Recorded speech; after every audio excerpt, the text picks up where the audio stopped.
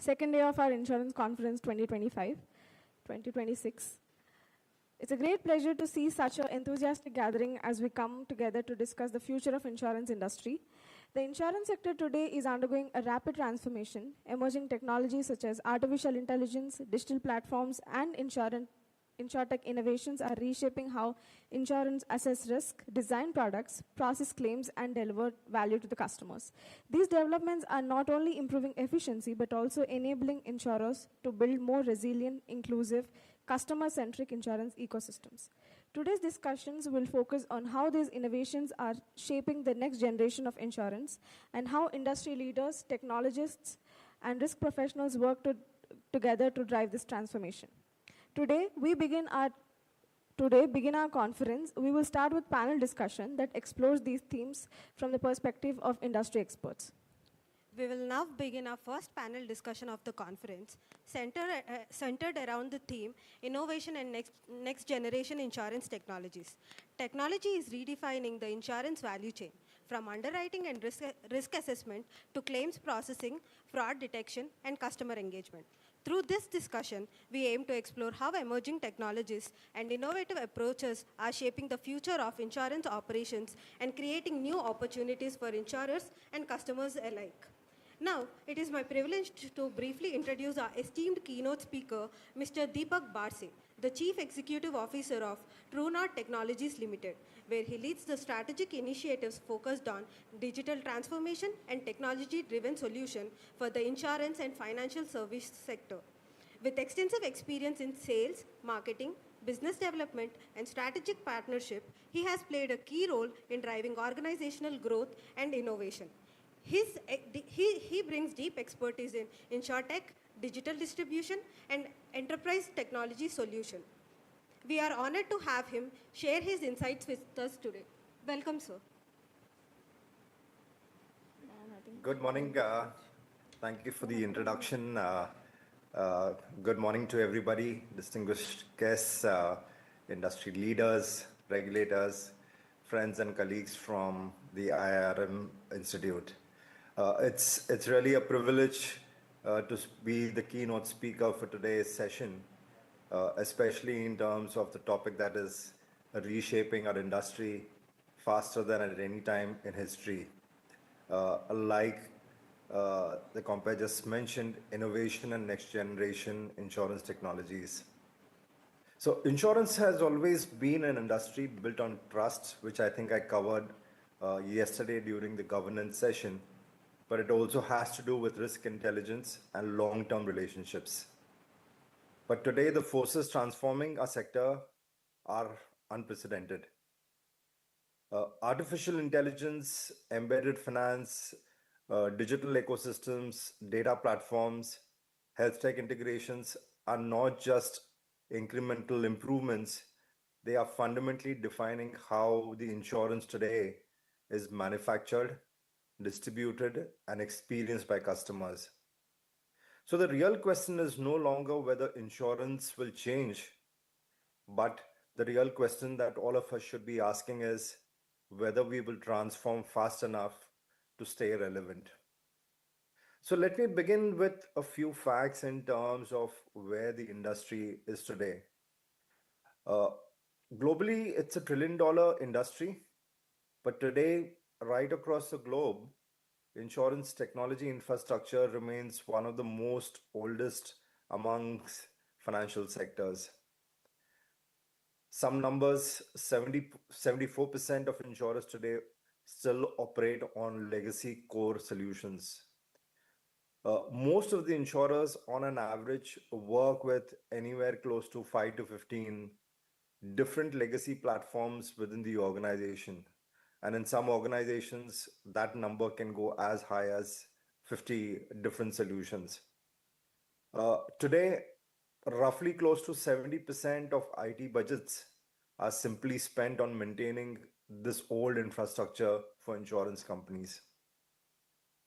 So the systems that were there or are there for insurance were built for a different era.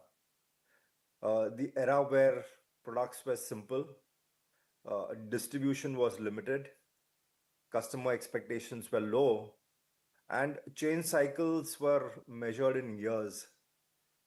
But today we operate in an economy where customers expect instant services, digital onboarding, embedded financial products, personalized pricing, and real time claim settlement. And perhaps most importantly, they expect insurance to integrate seamlessly into their daily lives. But yet, for many insurance companies, launching a new product or onboarding a new partner can take anywhere between 6 months to 18 months. And in the world of digital ecosystems, that is simply too slow. So, if you look at the three major waves of technology transformation that is happening as we speak, so the first one, of course, artificial intelligence is everywhere. It's transforming every layer of the insurance value chain, whether it comes to distribution, whether it is in underwriting, in claims, in customer engagement. And the result is not just efficiency, but is also a different customer experience that is there. The second wave that is happening, which has already started and has been there but has not kind of seen its potential, is around embedded insurance. So today, insurance is no longer purchased through agents or brokers, while it still forms agency and broking and bank insurance channels still have a major share. But going forward, embedded insurance is the way forward. How can insurance be embedded into e-commerce platforms? Travel portals, I think we see that a lot. But for example, mobility platforms, healthcare ecosystems, banking apps, I think there's a lot that can be done around on embedded insurance. This shift is transforming industry from a product industry to a platform industry. The third wave, which is the ecosystem based insurance, I think is the most profound that's kind of happening as we speak. Insurance is moving from protection to prevention. Health insurers are integrating wellness, fitness tracking, nutrition guidance, mental health support, telemedicine, preventive diagnostics. So it's not just about paying claims. Insurers are now actively helping customers stay healthier and safer. In short, insurance is becoming a continuous engagement model rather than a once a year policy purchase. Now, to counteract the gap between technology and innovation is still very huge. Like I had mentioned earlier, insurance companies' systems were geared for a different era. The core technology architecture was never designed for this ecosystem or digitization that we speak. Traditional systems are monolithic, slow to change, difficult to integrate, and most importantly, expensive to maintain. So, how do you innovate rapidly without replacing the entire core system? Now, replacing legacy cores for insurance companies, or what we call as digital transformation, can take anywhere between 2 to 5 years and cost a few $1 million for insurance companies. And in today's age, most insurers cannot wait that long. And that's exactly what we are doing at TrueNord. That's our vision when we asked a simple question: what if insurers could innovate at a startup speed without replacing their core?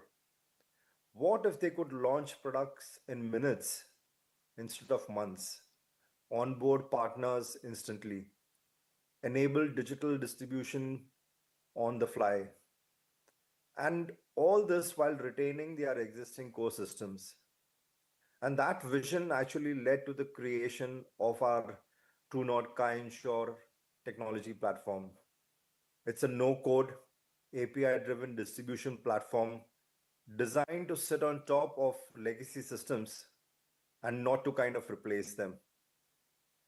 The architecture that's been structured enables insurers to transform digitally within weeks rather than a digital transformation that could run into a few years. So, bottom line is, how do we change what takes months to a few minutes? And let me illustrate what this means in actual practice. With the new generation architecture, product variations can be created in less than a few minutes. Distribution partners can be connected instantly. Not just the policy issuance of digitization, but how can we make servicing and claims processes completely digital? How can customers access their policies, their health services, and claims all through a unified mobile interface? In other words, the technology barrier to innovation disappears. Business teams, not just IT departments, can launch new insurance solution. And I think that's the power of technology or insurtech platforms such as ours who are in this space. It's about building an insurance ecosystem.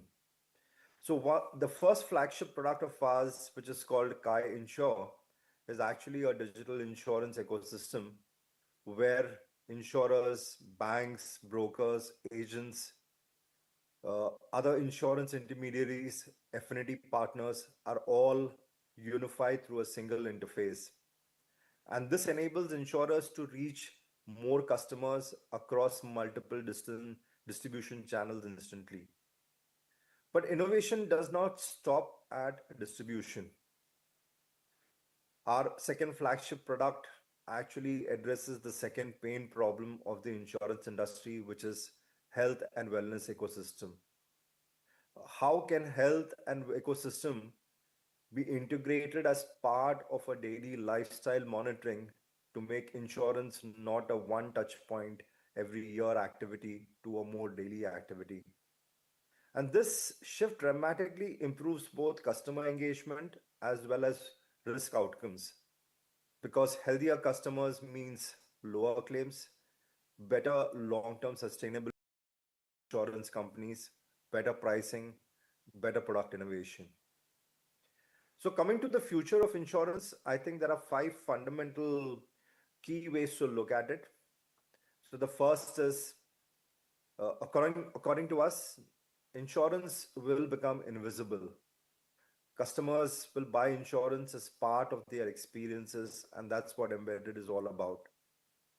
The second is AI will become the industry's operating system. Like my colleagues mentioned yesterday, AI has been there from the 70s or 80s, but in today's world, it is becoming more relevant because the space at which technology has kind of moved. The third piece is platforms, insurtechs such as ours help replace or augment insurance companies' legacy systems. The fourth key pillar again drives around prevention will dominate protection. And what do I mean by that is health, climate risk monitoring, behavioral analytics will all transform insurance into a risk prevention industry. And fifth, but not the least, is the technology agility will define who are the winners and who are leading the pack in the insurance industry. So, as we stand at a crossroad on technology and the industry, uh, we must take three strategic key decisions across the value chain. First, embrace open and modular technology architectures, collaborate with insurtech innovators rather than compete with them. As insurance companies, we forget we are not a technology house, we are risk underwriters, and that is a core that we need to stick to. And the third focuses should be around how can I improve my customer experience? How can I use technology to bring the customer more closer to the entire value chain? So innovation is not about adopting new technology.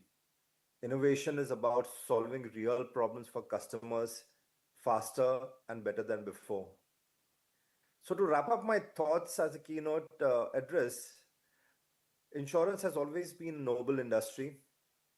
At its core, we exist just for one purpose, which is to provide financial protection and peace of mind when people or customers need it the most. Next generation technologies are not changing that mission. They are only helping and building better tools to fulfill it. If we harness these tools wisely, combining technology, data, and human empathy, we have the opportunity to create an insurance industry that is more inclusive, more efficient, more accessible, and more impactful than ever before. And as at True Technologies, we are proud to be one of the players to bring these technologies to insurance companies. Thank you so much and welcome to this session and the panel discussion to follow.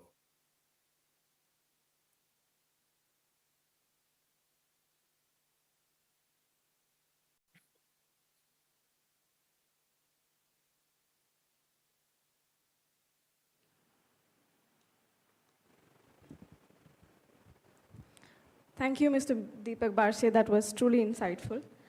Now, allow me to introduce our esteemed panelists.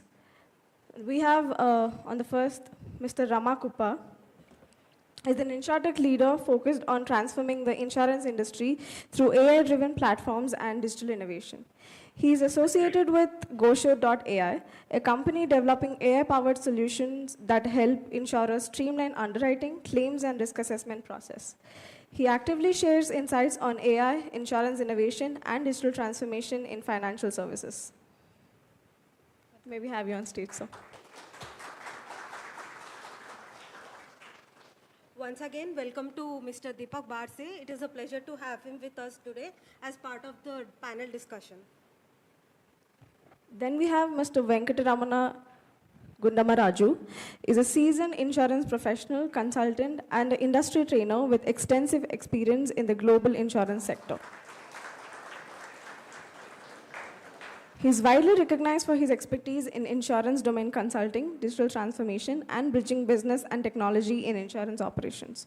Over the years, he has contributed significantly to insurance education, professional training, and industry advisory, supporting organizations in strengthening their insurance technology capabilities and operational excellence.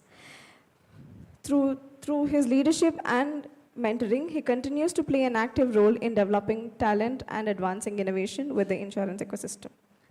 The session will be moderated by Dr. Roopkumar Nagumantri, professor at Iirm and a globally recognized expert in enterprise risk management. With over 3 decades of experience in insurance and risk management, he is a RIMS fellow and certified risk professional, actively contributing to global risk education and training. Dr. Roop will guide the conversation to uncover actionable insights from our distinguished panel. Dr. Roop, over to you.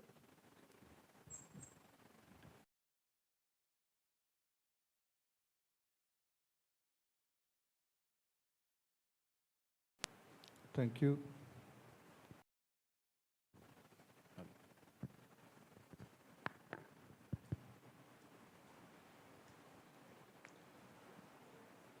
I think day 2, it's very interesting that we are talking. Yesterday we had a lot of talk about artificial intelligence. That's the flavor of the season, maybe flavor of the decade, maybe flavor forever. Okay? Because artificial intelligence has now fundamentally changed everything in the world, and even if you want to have an option to walk away from AI, you don't have an option. Now we have reached that stage of no return. So I think not only we'll focus on AI today, we'll also talk about innovation and next generation of insurance technologies, which is relevant. So before I step into that area, I would like to put a question to all 3 panelists. Everybody is talking about AI, leveraging AI, and then transforming systems and processes to inbuilt AI into their system, but nobody is talking about the cost and the timelines and the efficiencies that it is going to bring. So I was wondering, you know, how viable is AI for organizations, and at what level the organizations should create this AI infrastructure?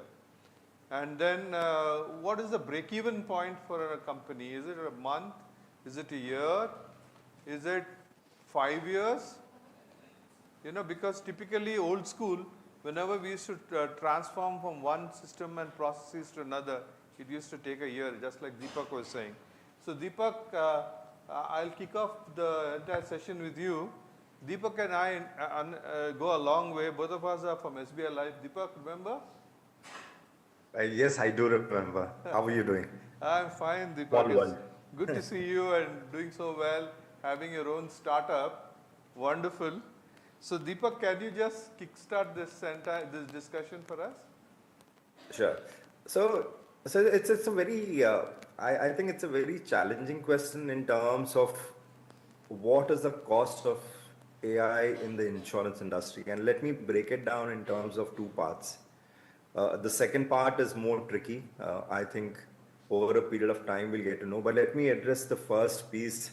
When we speak about AI, I think a lot has to do in terms of where we are today as an industry and how can we adopt or become digitally enabled. That's the first step for most of the insurance companies globally, which are way behind the curve. And I think from a cost perspective, I think that's fairly straightforward in terms of if I'm able to digitize a lot of processes, not just from a policy issuance perspective, but from my servicing and claims perspective, you bring in a lot of efficiency, you bring in a lot of business value. So a classic example, when I meet insurance companies, the first question that I ask them is, if today a bank partner or a large entity comes to you as an insurance company and says that, let's sign an arrangement with you, tell me when can we go live? And I'm surprised that even in today's world, the answer is anywhere between 6 months to 18 months. So it's a business opportunity loss, which is also happening because insurance companies today are not geared for it. And I think a clear cost savings will definitely be seen in terms of adopting or enabling digital platforms for insurance company in the state that they are. Now, coming back to the second point in terms of what I was trying to address is, what is the cost of AI? AI is nothing but a lot of data that's kind of being gathered, and how can we get insightful, meaningful insights or outcomes from that?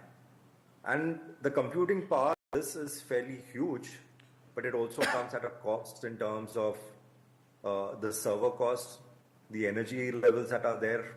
And it's very difficult at this point of time, even larger players in the ecosystem, whether it is your Emanates or your Ping Hangs or your Googles, who are trying to optimize AI, don't have a clue in terms of cost. And the balance between finding that is, according to me, a more strategic conversation that countries, regulators need to have in terms of how can we bring the entire cost down over a period of time for the industry at large. That cost would not be defined by an insurance company, but more at an industry level. Yeah, thank you for that. Now I will ask Ramkrupa one thing. What I can find is, suppose I am sitting on the board and I am assessing the cost of AI. You know, it requires a lot of hardware and software upgrades, and also the restructuring of the databases, okay, and retraining of people. And probably the first victims of this would be the computer department itself, which has to shed some people. I think so.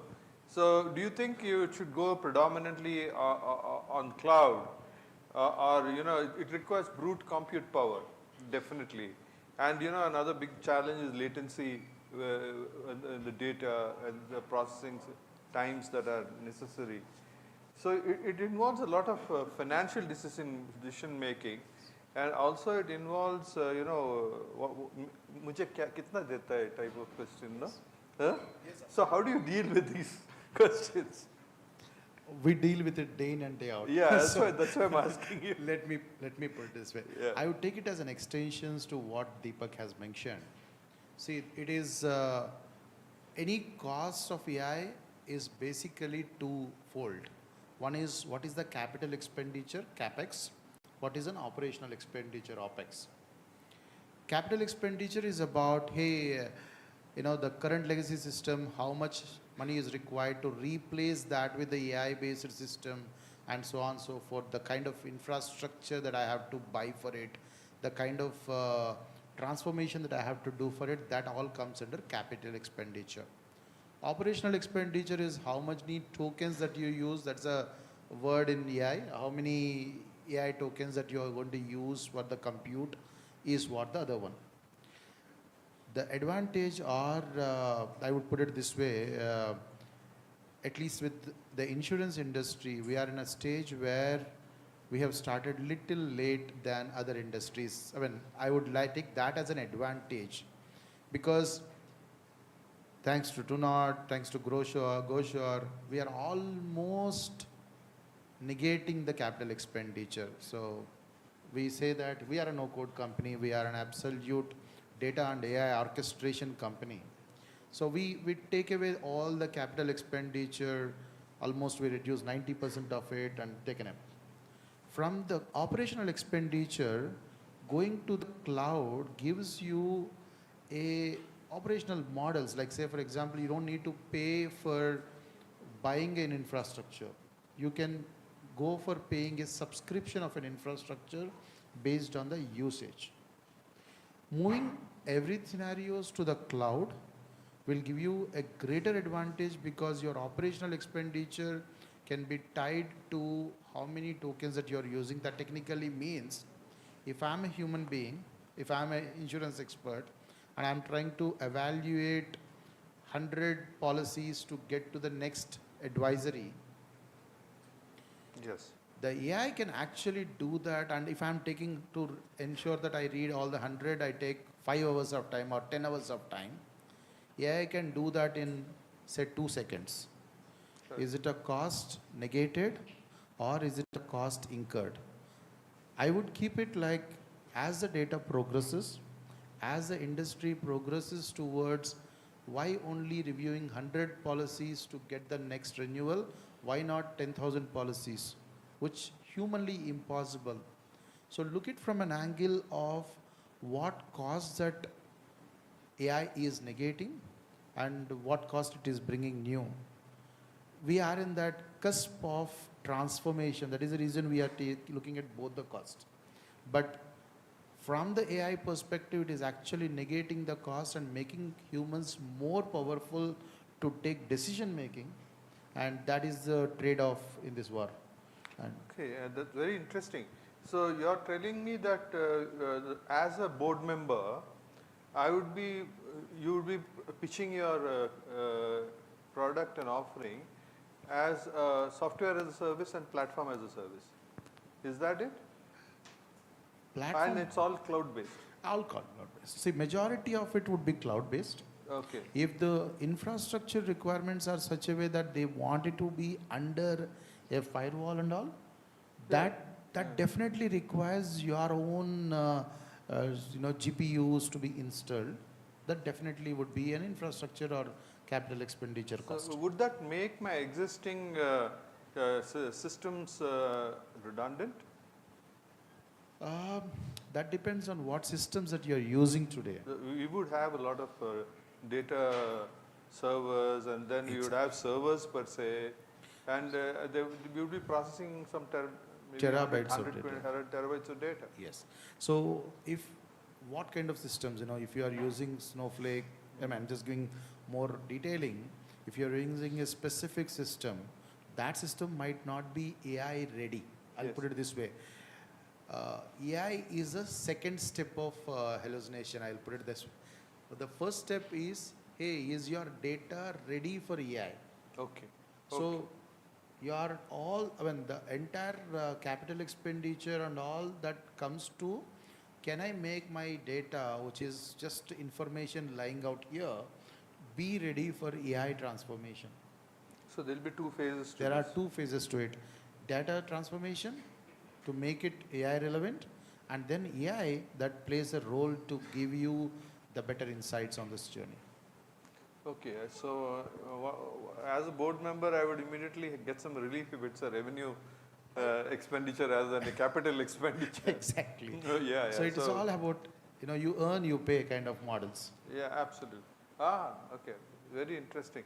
So now this is the offering, but by TrueNord and by yourself also. With GoSure, the answer is yes. With GoSure, yes. Thank you. And Sir Venkatamana Garu, I think with your experience with multinationals and doing a lot of AI related, and I'm sure you'd be also having a sort of a feeling on the capital part of it. Can I just hear what you have to say? Yeah, so good morning to the fellow members and students. So I feel I'm sitting in a class because the same place I'll be taking their sessions. Am I audible? Yeah. So when we talk about AI models and the cost and all that, first we need to really look at where exactly the insurance industry is lying at present, because it's not that a chumantar kind of a thing and overnight we do something just because AI is a very attractive kind of a proposition or something like that, because insurance industry is a very serious kind of an industry. So here making changes is absolutely not easy. I'll tell you why. I'll not really go back, but I'll go to the early 80s, for example, from early 80s onwards, up to maybe 2026. We have passed through 3 stages and we are going to be into the 4th stage. That is right from the computerization, then you have internet, then you have mobile, then you have AI kind of thing. So if you take these things as a 4-step kind of a process. Now, even today, when we talk about matured markets like United States, because we are emulating most of the things from there, and what we see yesterday, what we are going to see today here kind of a thing, because it's not that totally we are changing or something. So we can really learn from the experiences of that particular thing, and with my experience in US markets and European markets and all that, what I can say is, the readiness of accepting AI is something, it's very, very important kind of a thing. Because even today, majority of the large scale tier 1 insurance companies still run on mainframe systems. COBOL, Linux. Absolutely, COBOL, not only COBOL. COBOL and Linux. Yeah, Linux, Unix or whatever you call Unix. it. Yeah, so it is an assembler, which is much, much more Assembly complicated language. kind of Assembly a thing. language. Yeah, assembly language, assemblers and all that.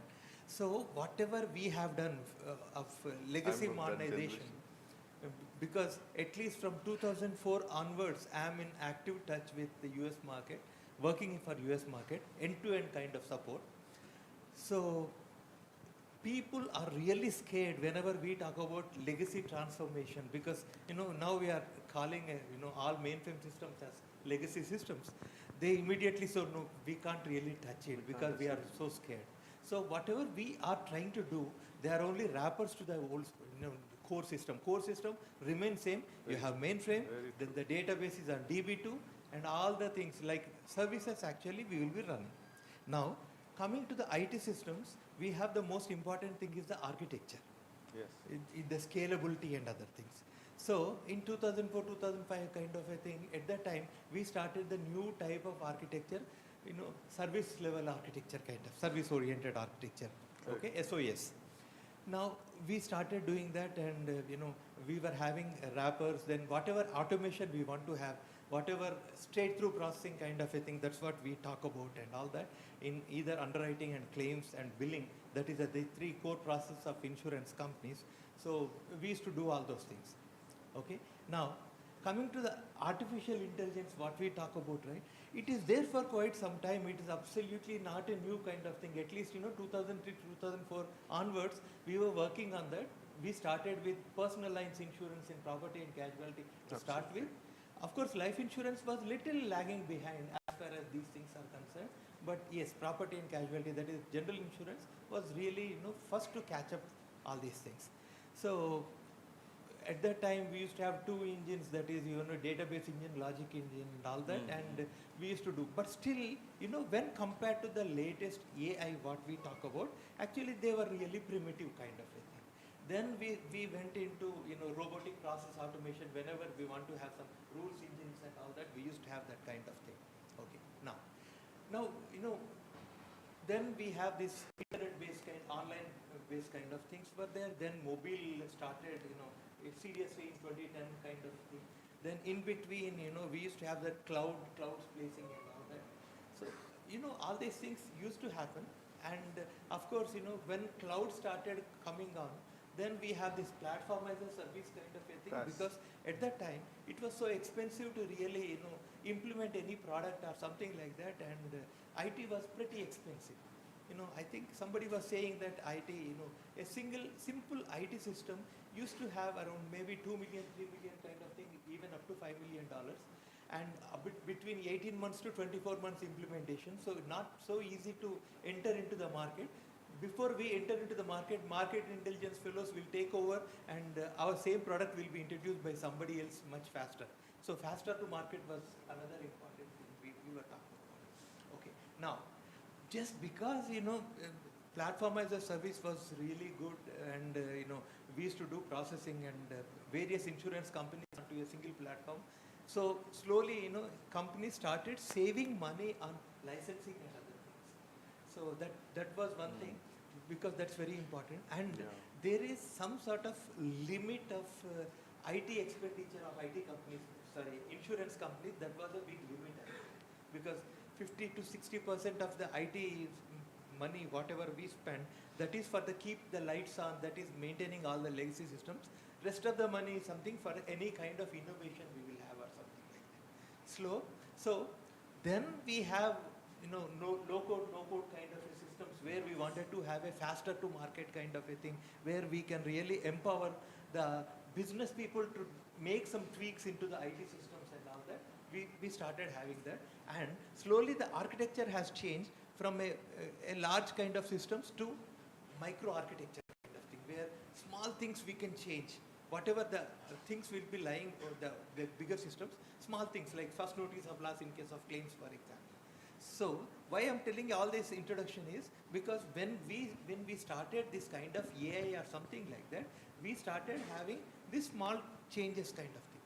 But now, at this point of time, now whenever we advise the insurance companies about AI and all that, they are not really looking at what is going to the revenue and all that. What they are doing is also ran kind of a thing. When your competitors are going for AI kind of systems, why can't we have? But the problem is, whenever you want to spend money into AI systems, the biggest problem is the shelf life of the AI systems. I think you might have seen a lot of changes are happening even in LLMs and other things, what we are going to have right now. Yesterday what was there, and tomorrow something else may be there. Total new generation kind of thing and all that. So if that is the case, we have to keep that in mind. So whenever we are advising the insurance companies, we are keeping the shelf life between 6 months to 18 months. Beyond 18 months, we won't guarantee. So whatever you want to make money, you have to make money within that 18 months kind of thing. So beyond that, because earlier systems used to be 4 years or 5 years, next version used to come and all that. Now it is not the case, absolutely. Now, because of this, the business trends have to be changed, something like behavioral kind of a thing. Then the pricing of insurance with respect to a single individual, rather than it is not a carpet bombing kind of a thing for all the people the same rate. And actuaries also, they say that okay, this is going to a base rate, but the underwriter will have lot of choice, about giving different pricing for different type of people, and making slice and dice kind of things. So with this, actually AI is really going to have lot of things, and day in and day out we are coming out with lot of use cases of AI kind of thing as of now. I agree, and thank you so much for a very detailed response. Now, I would like to get back to Deepak. Deepak, are you there? Yeah. Yes, I'm here. Yeah, thank you. So since we are on this topic, The first question I'd like to place to you is, what steps an organization can take to digitize and scale operations? I would like you to give, if you can give me a case of a medium to a large organization. Sure. So let me take a case in terms of how we kind of address that problem as TrueNord. So when we started our journey, we looked at insurance solutions that predominantly exist, whether you talk about Premia, the old age ones, or even the latest ones, or you talk about DXCs, or you talk about Guidewires, or you talk about Duck Creek kind of systems. The fundamental challenge that we noticed was that one, insurance solutions today are kind of product verticalized. For example, if I have to buy a health solution, I need to buy a health solution from start to end. And I think that's one of the reasons where the insurance industry has landed up with multiple standalone solutions, which actually complicate the entire digitization journey for insurance companies. Absolutely right. So one, from our TrueNord perspective, we cut across product lines. The entire platform has been built to kind of set up multiple lines of products on the same platform. The second piece of, from a technology standpoint, is today, even with new age insurance companies, most of them are so focused around digitizing my workflow around policy issuance. And the journey stops over there. As soon as a policy is issued, it kind of moves to the core of the insurance companies, where the servicing and the claims management happens from there. So as TrueNord, what we have done is we've kind of looked at the entire insurance ecosystem and broken it up into two parts. And the two parts have been defined with areas where an insurance company has to be agile, and the second part is where agility or speed to market is not so much of a concern. So when I say speed to market is not so much of a concern, what do I mean with that? So let's take a classic example. Globally, insurance companies are adopting IFRS 17. Some markets have already gone live. Some are struggling with their own combinations. But this is something which an industry or the regulator kind of gives time to an insurance company to adopt. It's not so critical. So coming back to the first part in terms of agility, we looked at the entire insurance value chain, and we defined that we need agility as insurance companies where distribution is involved. So whether it is a distribution partner, a distribution channel, and the most important person in the value chain is the customer. And that's where we have brought all the transactional level for agility through a no-code where business users can use for managing all these transactions on a platform like ours. Which comes to the point of when we speak to medium-sized organizations and even larger ones, what we talk to insurance companies is, don't look at moving from your core, because that's going to be a long-term objective of 2 to 5 years. And by the time you complete your exercise, you're already building something which is going to be kind of legacy or redundant, if I can say.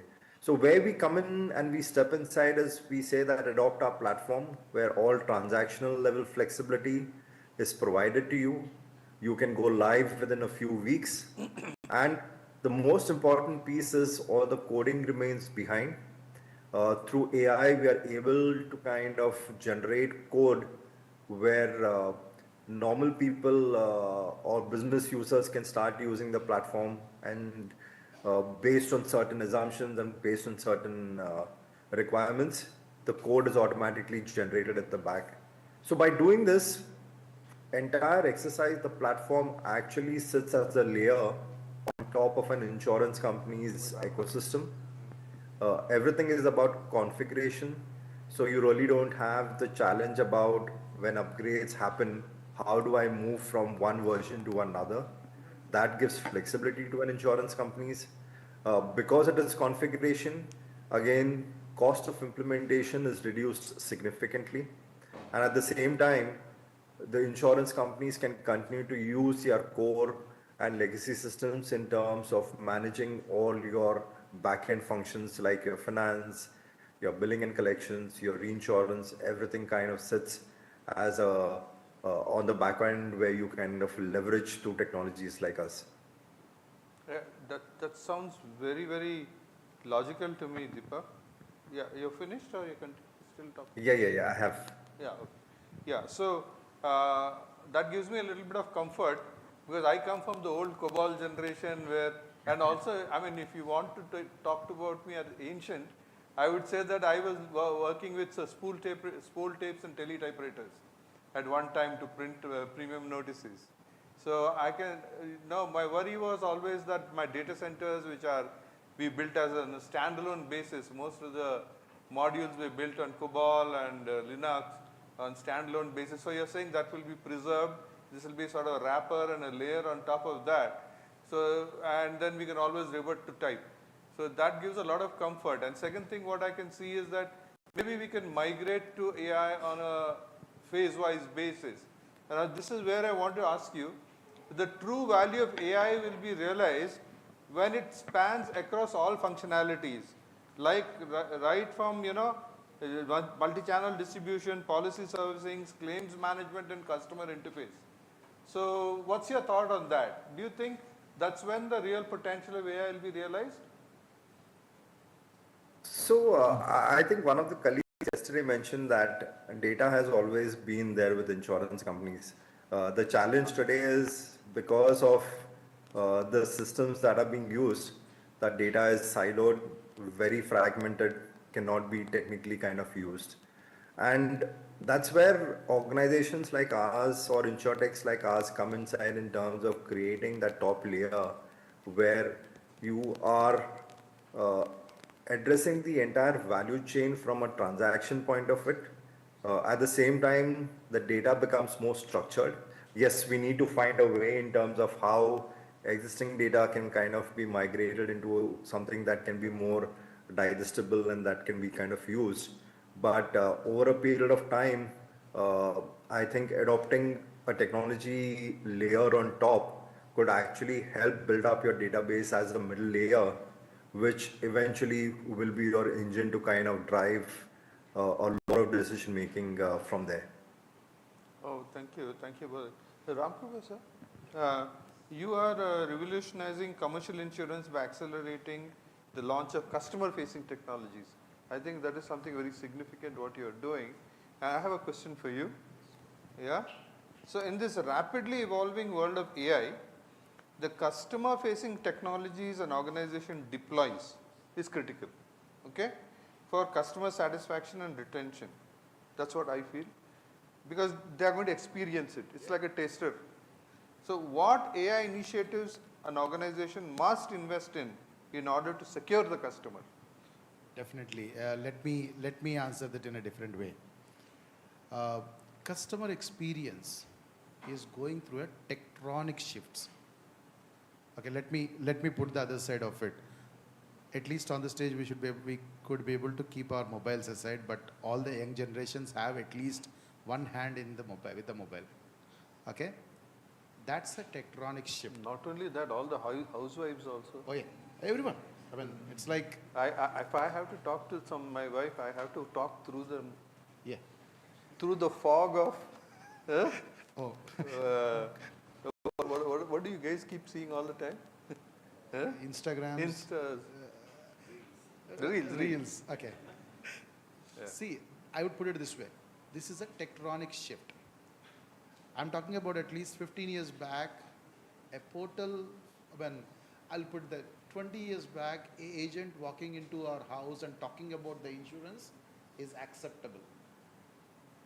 10 years back, 15 years back, when my life just started, I said, hey boss, I don't need an agent.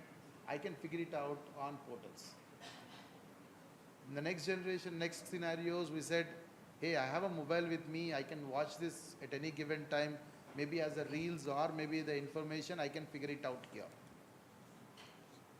The next step that you are going to observe now is, that's what I mentioned, it's a tectonic shift.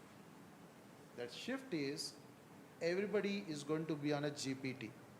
Tell me how many you don't have access to chat GPT here. Everybody must be having it. If you That's don't the have, problem. yes, no, that's the value add also, if we can Absolutely, reuse I'm it just right. joking. Yeah. So this is a tectonic shift for the customer experience. I don't want to look at an agent is gone. I don't want to look at a portal is gone. I don't want to look at a mobile application. I don't want to install anything on my mobile. That is all taken care. Now you have a GPT where I can speak to it. I can get the information. I can do whatever I want to do from a GPT standpoint. This is the customer experience, the pace at which the customer experience is changing.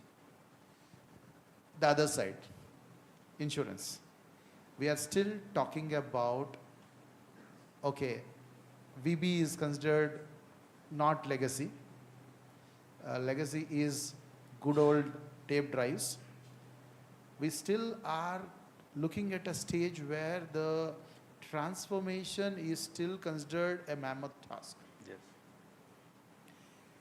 See, okay, this is the irony of the industry called insurance. I am from the insurance industry, so I exactly am trying to bridge the gap between the past fast-paced customer experience shifts to the most legacy softwares that are lying in the background.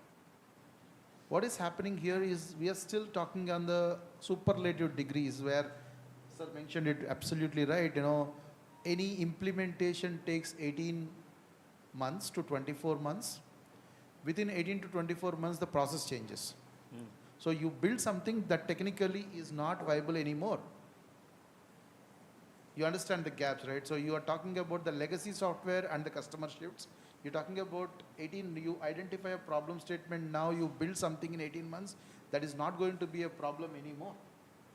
So this is an irony of the industry today, right?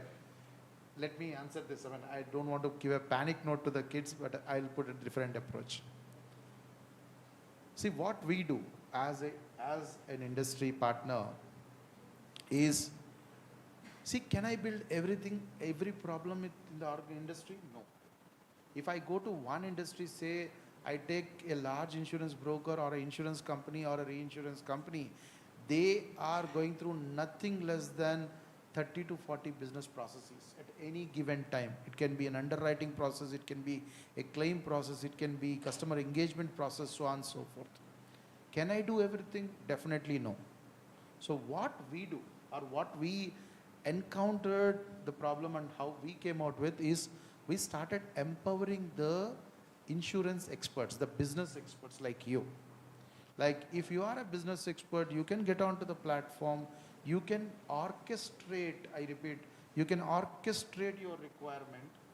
And as everybody was mentioning, coding is no more a developer's task. Coding will be done by the AI. You need to be able to absolutely orchestrate the business requirements in a right way to the system. Yes. And the system will take the help of some clouds of the world to write the code. Of course, I have to promote here. Use Goshore kind of guys to convert that into a solution, deploy it on a cloud instance where your AI services are also on an operational expenditure model. What happens is these business experts getting empowered to build the technology. Now think about the power. Now, if there is an army of business experts like this, who can take one problem at a time and solve that problem, own that problem, give the right perspective to that problem and keep expanding on that. You're talking about this room can solve the problems of the insurance industry today. But are we empowered to do that? That's exactly the approach that Goshore has taken. That is the name of Goshore. We don't want to do something in the insurance domain. I come from the tech background, guys. You could hear me a lot on the tech. But When I'm talking about the insurance guys doing it, you have to be going sure in the industry. 18 months of implementation, 18 months of being legacy is not a problem thing. Old legacy codes with customer experience, tectonic shifts cannot be matched unless the mass adoption would happen. And the mass adoption can happen only by a business experts like you turning out onto the business side and try say, hey, I'm going to solve this problem of claims or an underwriting. If underwriting is taking 21 working days, I'm going to solve that problem and make it happen in 2 minutes. And you can take one use case, a motor use case, and get that entire stuff done. Take another use case, get the things done. Like this, the power has to be getting into the people to ensure that the actual transformations happen. What is required behind the scenes? Is it data orchestration or data being in silos, bringing into a data lake? That's leave it to the AI, leave it to GoSure, leave it to somebody else. Identifying the business problem, converting it into right orchestrations, putting it together to have your solutions being owned by you is the future of insurance transformation. So, Ram, I'll ask a question. Suppose you want to take a huge public sector monolith, I won't name the name. Yeah. Okay? Yeah. So, and say that, I suppose I'm the chairman of that monolith. And then I tell you, please let me know how long you can take to convert my company organization into an AI-driven organization, and what would be my cost? I will put it the other way, sir. Yeah, you're welcome. I mean, say a monolith, big giant, how many processes that they would have? Say 100? Maybe more. Maybe 500? How many business experts that you have? Okay. Say each department would have somebody who understands the business knowledge. For sure. Put them onto a room. I will train them how to orchestrate. And your systems are live independently in the next 15 days. That's the time you're asking, 15 days. Post training 15 days. You are live with your pieces. Now it is the systems problem that it stitches it in the background and say all these what business processes that been automated get stitched in the background. That's a back-end problem that we will solve it as a journey progresses. Example, if there is an underwriter who is trying to understand a submission and try to convert that into an underwriting report, he is empowered with the absolute data of what is happening, give the complete insights by an AI with all that past data analysis and claims, everything that is done from the customer standpoint.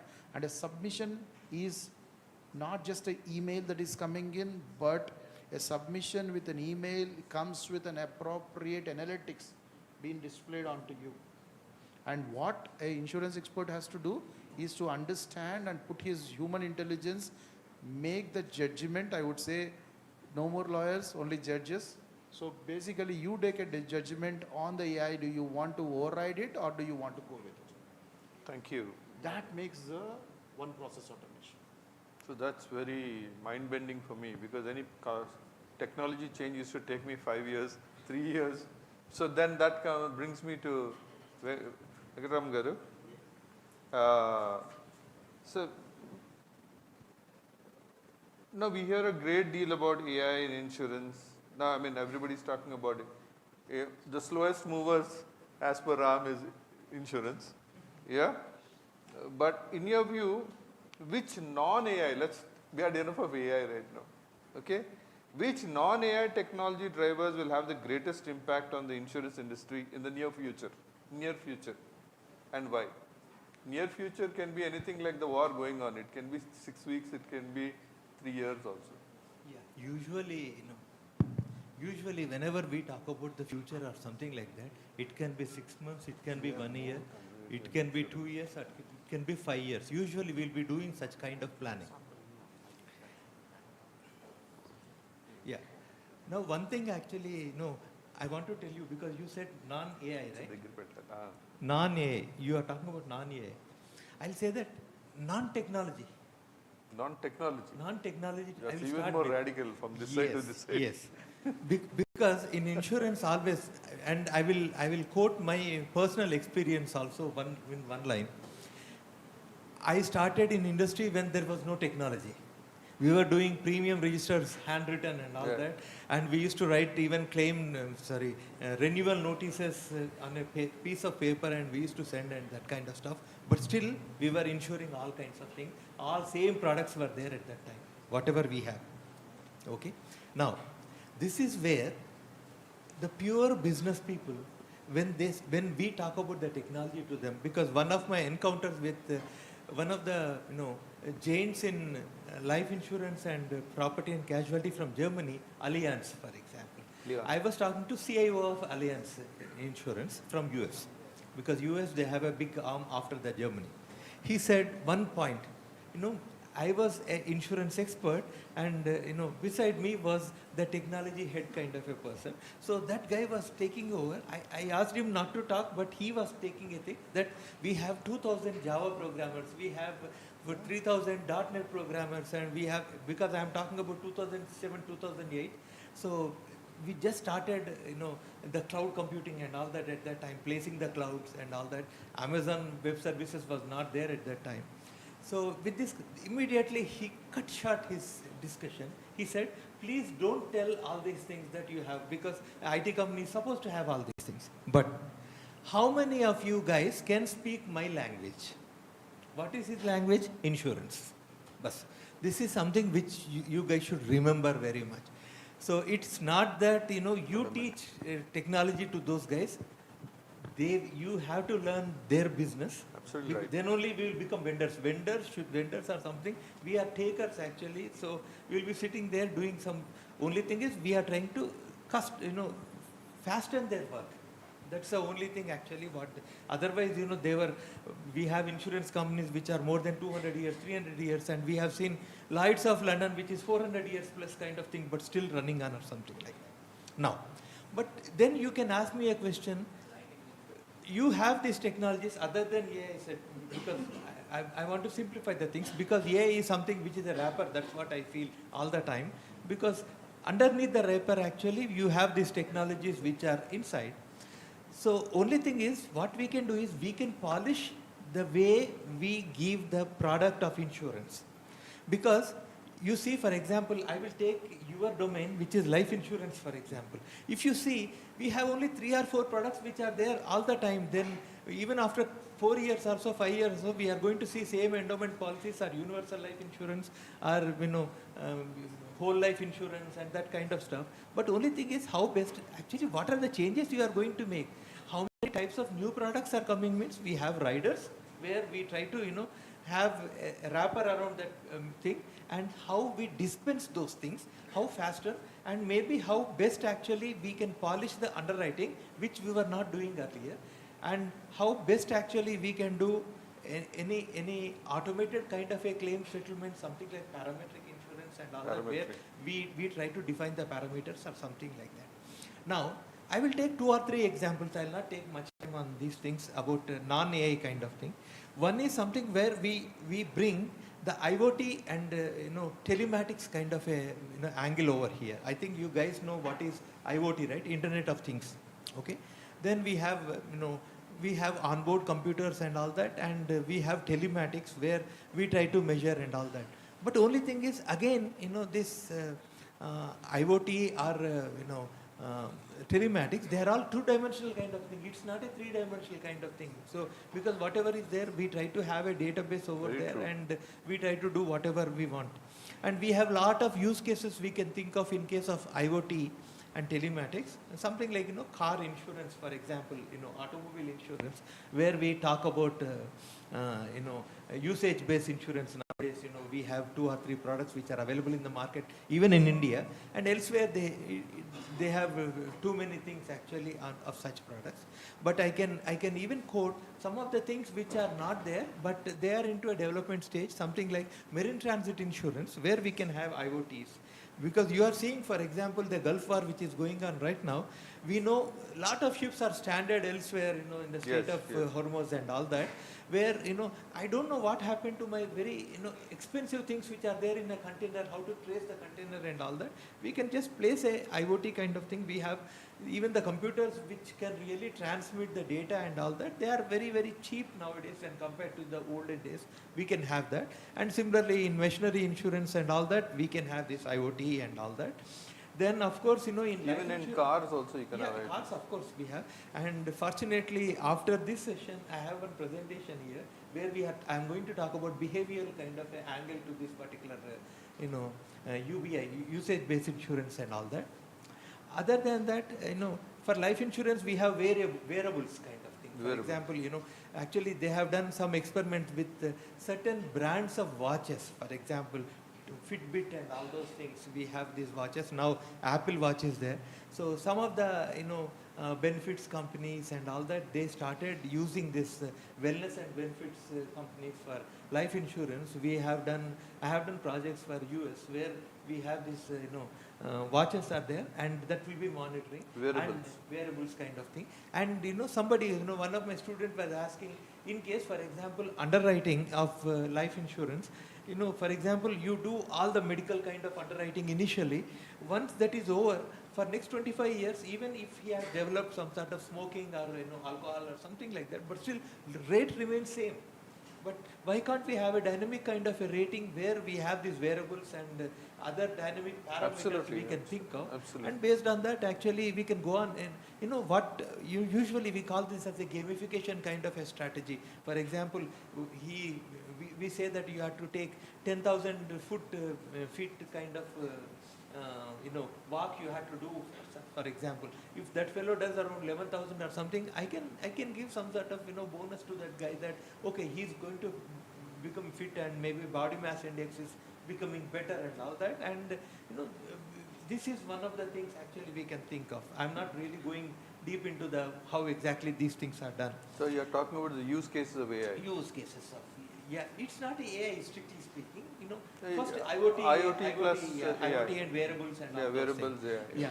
Then we have, of course, parametric kind of an underwriting where travel insurance is one of the classic cases where we did a project on, this kind of, for example, missing a flight and other things, for example, immediately if it goes beyond 3 hours or something, immediately certain money will come into his account.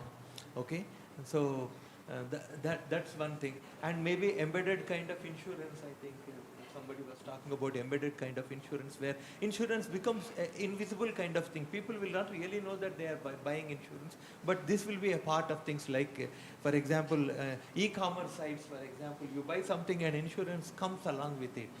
So that is where, and sometimes it can be even extended warranty kind of thing also. True. You have a warranty insurance, actually that's a separate class of insurance. It's an extended warranty kind of thing we can think of. Okay. So, then, so in this fashion, actually, we can have 3 or 4 kind of examples. That's true. Thank you so much. When Venkatramanagar was speaking, I was being reminded of Mark Twain, David Copperfield. If you read that book, after all the talk we have, then somebody brings us down to earth. So he said, Mr. Dick sets us right. So like that, you brought us down to the essentials, that is selling of insurance, the product, everything else is a wrapper on that, and everything else is a service on that. Now before, I think we are coming to the close of the session, so I would like to ask something different from all of you all. Now here I have 2 technology front runners, TrueNord and Goshaw. Both are founders. What sort of advice you would give? This tsunami of AI is actually perplexing our students. So maybe I'll start with Deepak.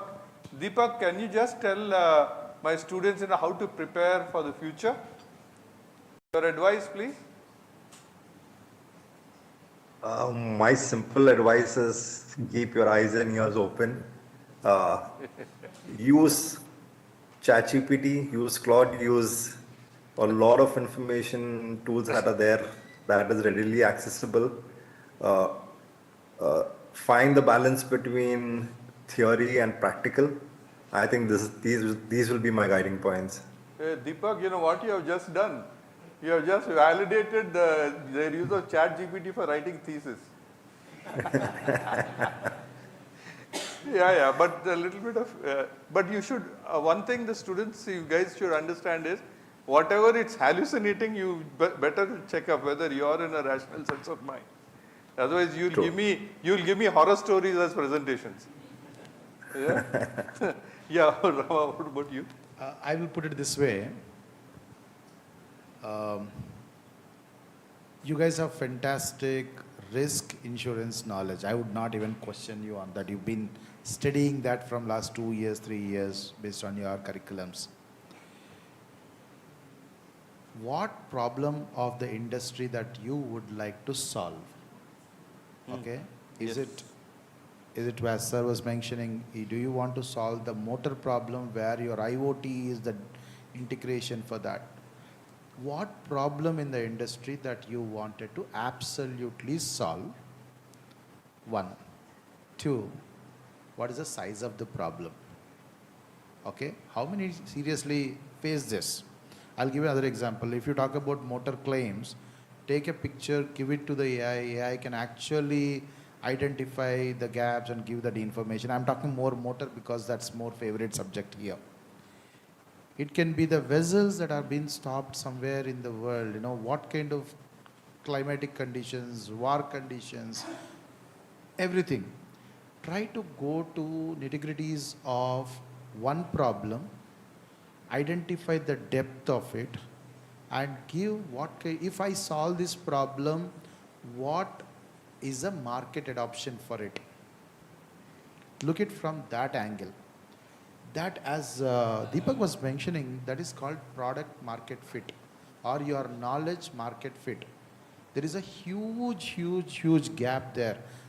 You might have studied the plethora of lot of things, right from motor to cyber. But when you get into the market, you talk about one problem, people spend lives on that problem. So identify that what problem is interesting for you, what is the product market fit for that, what is the size of the problem that you are trying to solve. And I would like to put it this way, say by 2028, technology is going to be a commodity. I mean, this is a big statement. Technology is going to end up as a commodity in your hands.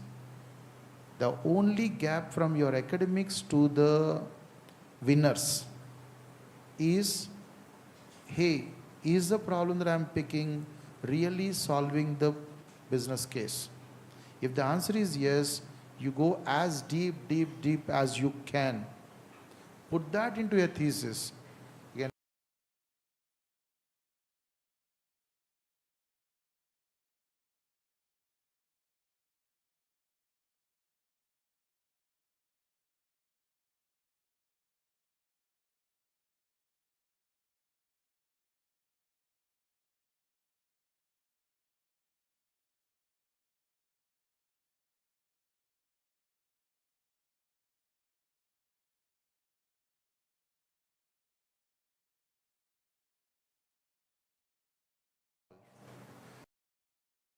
will become a commodity in your hands just like your phone. So don't worry about technology. Again, I agree. Being a technologist, I'm putting that. Technology is just a commodity. Business problem and the depth of the business problem, put that into a paper. Visualize that if you solve this problem, this is gone. Okay, if you can do that, doors are open. Okay, thank you. Fantastic. And sir, can you give a quick your piece of advice? And I want all of you all to think about the questions. We are coming in for the questionnaire now, because we are also running out of time, sir. Yeah. So you mean to say the technology, how they should equip and No, how they should prepare for this new world. Yeah, first thing what I can say is, first have your fundamentals right as far as the business is concerned. Yes. Okay, technology is a tool and it is ever changing kind of thing. Don't worry about the things that you are not able to catch up. Sometimes we miss a generation, but we can catch up with other generation. Absolutely, there is no problem. And whenever you want to use that particular tool, whatever is prevailing is something which is your cup of tea. So it's not that gradually we should go and all that. Please don't worry about that. And please remember one point, you are not going to be a IT professional at all. That's over. You are only user of IT. Please remember that all the time. And now, even for being user also, sometimes we try to learn the technology. Your artificial intelligence is going to give that kind of support all the time. I'll just give you one small example. I think you will also agree with me. Now Anthropic has come where we have the cloud and all that. So in industry, one of the most important and difficult things what we used to do is writing APIs, for example. Because you have industry, the outside environment APIs are there where you have to integrate your insurance company's APIs with them and all that. It's so difficult and all that. Now Anthropic is doing in seconds. If that is the case, don't worry about the technology at all, but you have to know where to search for information. That's very important. How to use that information. And be strong in your business first, then you can think of other things. Maybe, one of the things what you can think of is as a business analyst kind of thing where, you will have part of technology, part of business and all that as one of the employment kind of avenues. But otherwise, business is very important for you. Be masters in that. How best actually you can, improvise the products with the help of technology is something you have to remember. That's what I can. I totally agree with you, sir. And when the Chief Minister of Andhra Pradesh was Chandrababu Naidu, he's a true visionary, in my opinion. Yes. He said that there should be an AI entrepreneur in every home, in every village. Every home, in every village.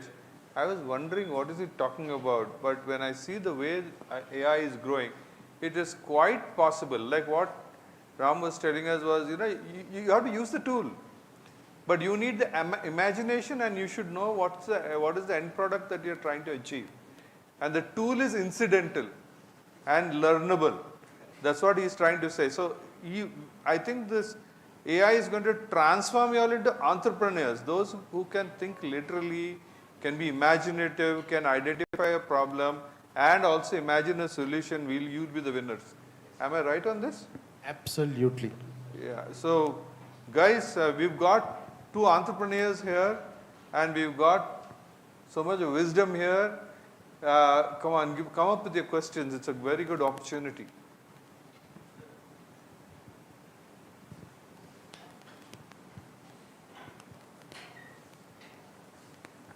Yeah, you can speak.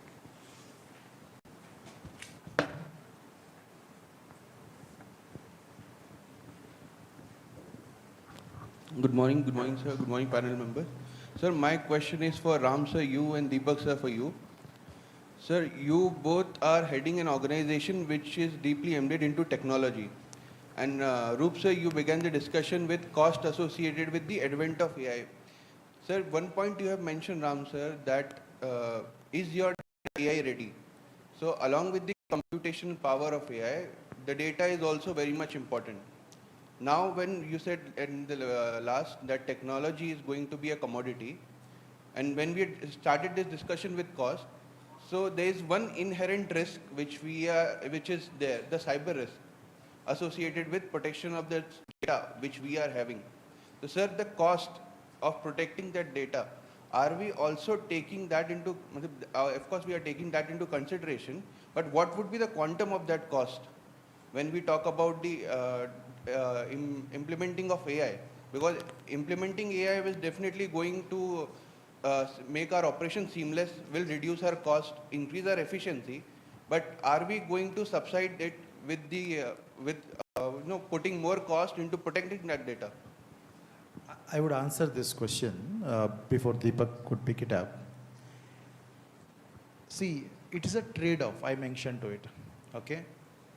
By spending $1 on AI, what kind of protection that you are going to get? See, I'll put it the other way. If you're talking about data, and I mentioned that data is not ready, we have to make it ready, right? So, what kind of meta tagging that the data has today?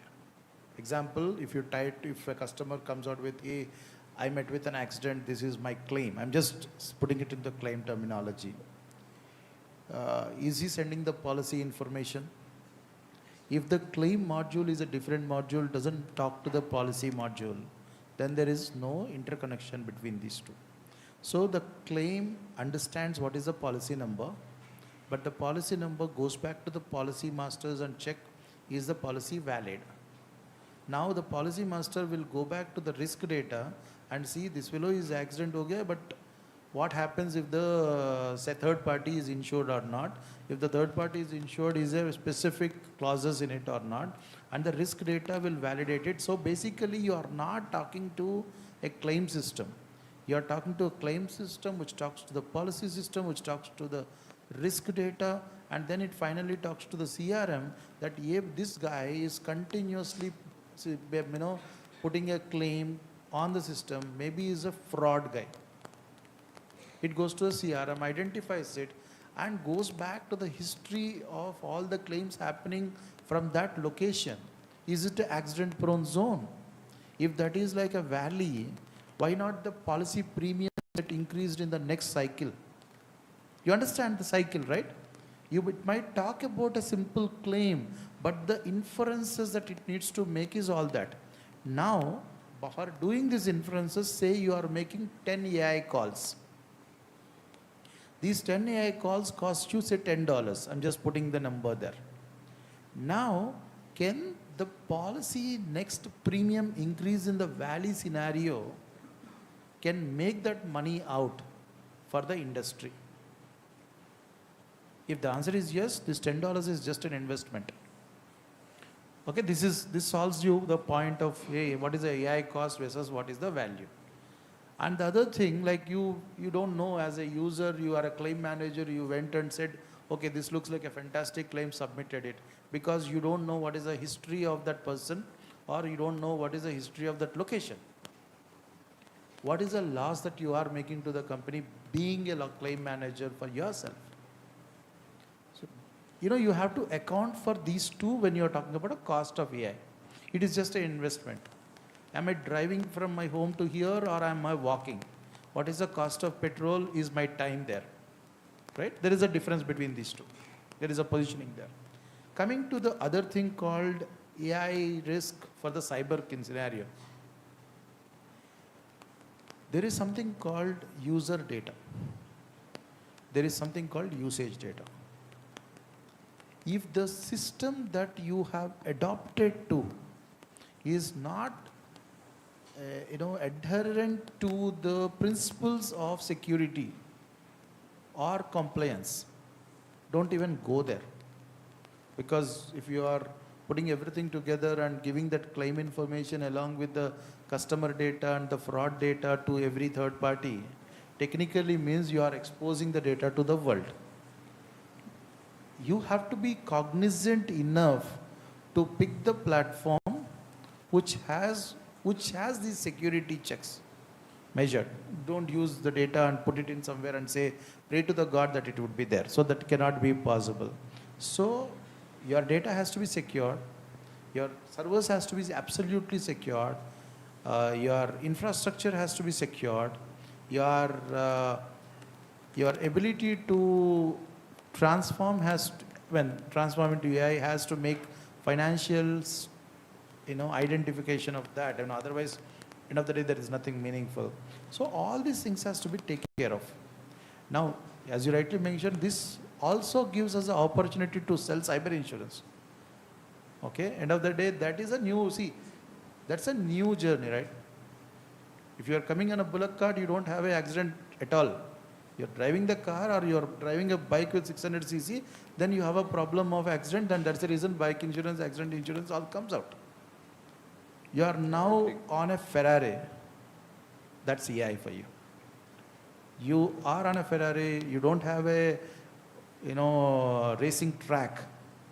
You are driving a Ferrari at the same speed on the pothole based roads. You will have an inherent risks, and cyber insurance policy premiums are going to be right on the high for the next 5 years. Okay, it is not infrastructure cost, it is not AI token it is a cyber insurance cost that needs to be embedded into the cost structure. Yeah, it's very well said. That's part of it. Yes. Deepak, would you like to answer or look at another I think it's fairly summarized of what you mentioned. I just want to kind of say that each of them are equally important. At the same time, you can isolate one from the other. When we speak about AI, I think we have to look at it holistically from the impact of it on cybersecurity, on data security, and more importantly, the governance aspect that surrounds the entire piece. Yeah, wonderful. Is there any other student wants to take any other question? Yeah.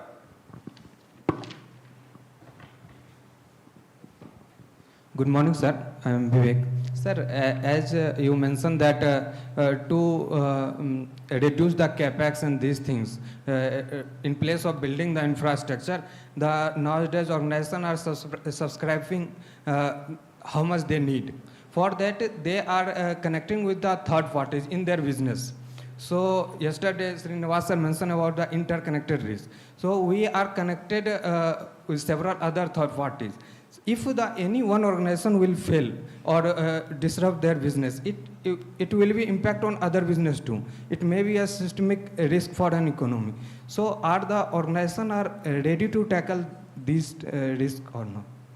Yeah, who will take that? Shall I ask Deepak? Yes. Deepak, would you like to take that? Sure, absolutely. So I think these are valid questions, but so let's understand we live in a world of an ecosystem, right? I mean, the clothes that we wear, we don't make it. The cars that we drive, we don't make it. The food that we eat, we don't make it. So same thing, I think even from an insurance company perspective or from the industry perspective, I think the biggest challenge today is insurance companies have adopted technology in-house when the basic fundamental thing that they should be underwriting risk and leave the technology to experts. So the risk of something failing in an ecosystem is always there. Classic example is Middle East, fantastic city, Dubai, the city that I sit inside, but one kind of a catastrophic event kind of changes the dynamics around that. Absolutely. And that's something that I think happens in any ecosystem, not just in insurance. We just need to be prepared for it and deal with it as it comes. Yeah, thank you so much for that. Any other question that you would like to take? Anybody else? So I think we'll try to sum up, and I think it's been a very wonderful session, and I had two very brilliant young minds here with us, and then we have Venkatramana giving us so much of, I mean, he has put the entire legacy, I mean, the entire cycle of technological evolution you have seen through. So that's so wonderful for the students to know. And I hope all of you stand enlightened. And thank you all, and thank you each one of you. I want to personally thank. And Deepak, especially you, stay safe. Yeah? Thank you so much. Stay safe and be secure. India needs people like you and Ram here for the future. Thank you very much. Thank you so much. Pleasure.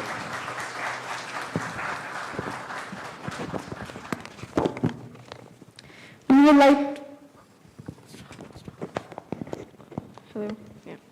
We would like to extend our heartfelt thanks to all our esteemed panelists for sharing their perspectives and expertise with us. Our sincere appreciation also goes to moderator Roopsaw for steering discussion so effectively and enriching the conversation with truly insightful thoughts. Please join me in giving warm round of applause for a true meaningful session. We would like to request our panelists to come on to the stage to receive the mementos. Roop sir will be presenting the mementos.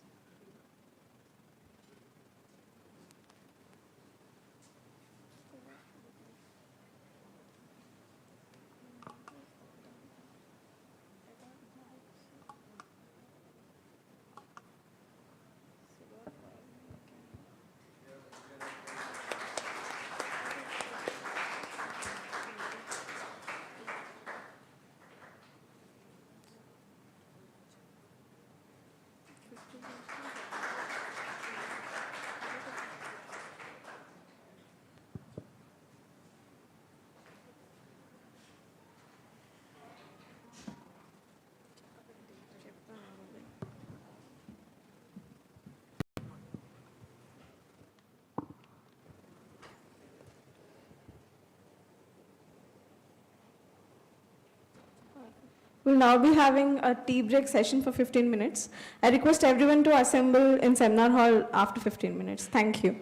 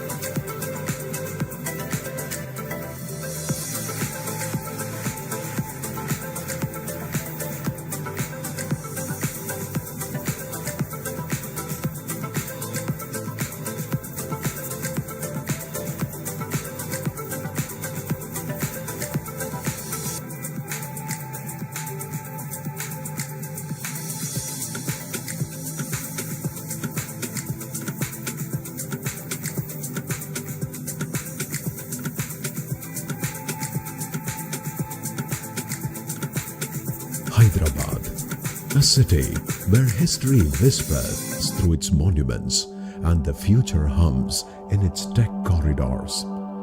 In this hub of ambition, innovation thrives and transformation begins. Amidst this vibrant energy stands an institution that shapes the leaders of tomorrow, the Iirm, Emerging Institute of National Importance. Each step onto the campus carries a story, a dream awaiting to unfold. Most students are unaware about their potential, their strengths, and the real-world challenges that lie ahead. What is unique to Iirm's foundation is that it was conceived and promoted by the insurance regulator and the Telangana state government almost 2 decades ago, and we have come of age since then. In today's rapidly evolving business landscape, learning never stops. Our executive education programs focus on reskilling and upskilling professionals, ensuring they remain future-ready in a dynamic industry. Risk management is assuming new importance because of the innovations that are coming up in the technology areas. Iirm is India's only institute focused exclusively on risk management. Our mission is simple yet profound: to create professionals who just don't adapt to the change but lead it. Since its inception, Iirm has been a powerhouse of transformation, blending academic excellence with real-world readiness. Iirm's flagship PGDM and PG DAS programs blend theoretical depth with real-world applications, empowering students and professionals alike to navigate dynamic markets with confidence and innovation. Every experience at Iirm has shaped me by providing practical knowledge and has given me real-life insights. By understanding this, I got to know that I have really good potential and has given me guidance throughout the life. With a focus on agility, innovation, and market intelligence, Iirm doesn't just place students, it positions them for success. Our placements reflect our philosophy, empowering students to lead, innovate, and strive in industries demanding excellence. Iirm is more than an institution. It's a launchpad for future visionaries, a hub for career transformation. Apart from academics, we have a lot of cultural, intellectual activities. Our students, every year, only students organize the afternoon, where our speakers will present their work and share insights on emerging developments in insurance, risk, and technology. Our first presenter this afternoon is Mr. Aryan Raj, who specializes in insurance and risk management here at Iirm. He will be presenting his paper titled Insurance Penetration and Density of Health Insurance in India, a Comparative Study. His research explores state-level health insurance penetration and density figures to find the states with opportunities for strategic expansion. Over to you, Arya. Thank you, Rima, for the introduction.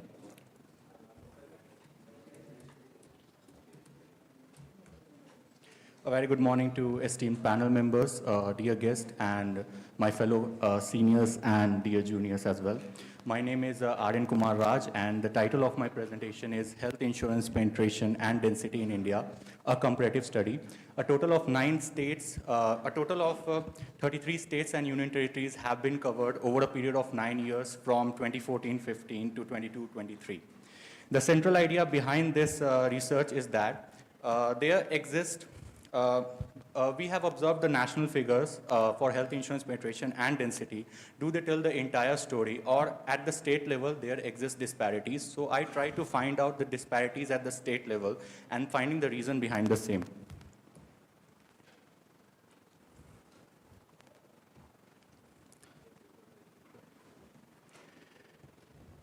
So the background and introduction, the key contents, the key data points of my presentation. First, the total health insurance penetration, the market size of health insurance penetration is $15 billion US, covering a total of more than 550 million individuals. And also the projected CAGR is over 21% over a period of 2030.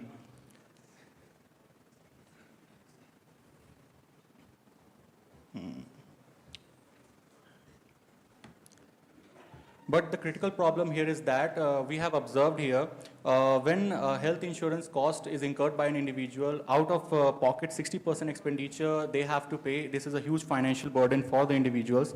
And when we look at the financial tools that can cover these costs is health insurance only. And the penetration and density at the state level will help us identify the gaps, and we can fulfill the gaps accordingly.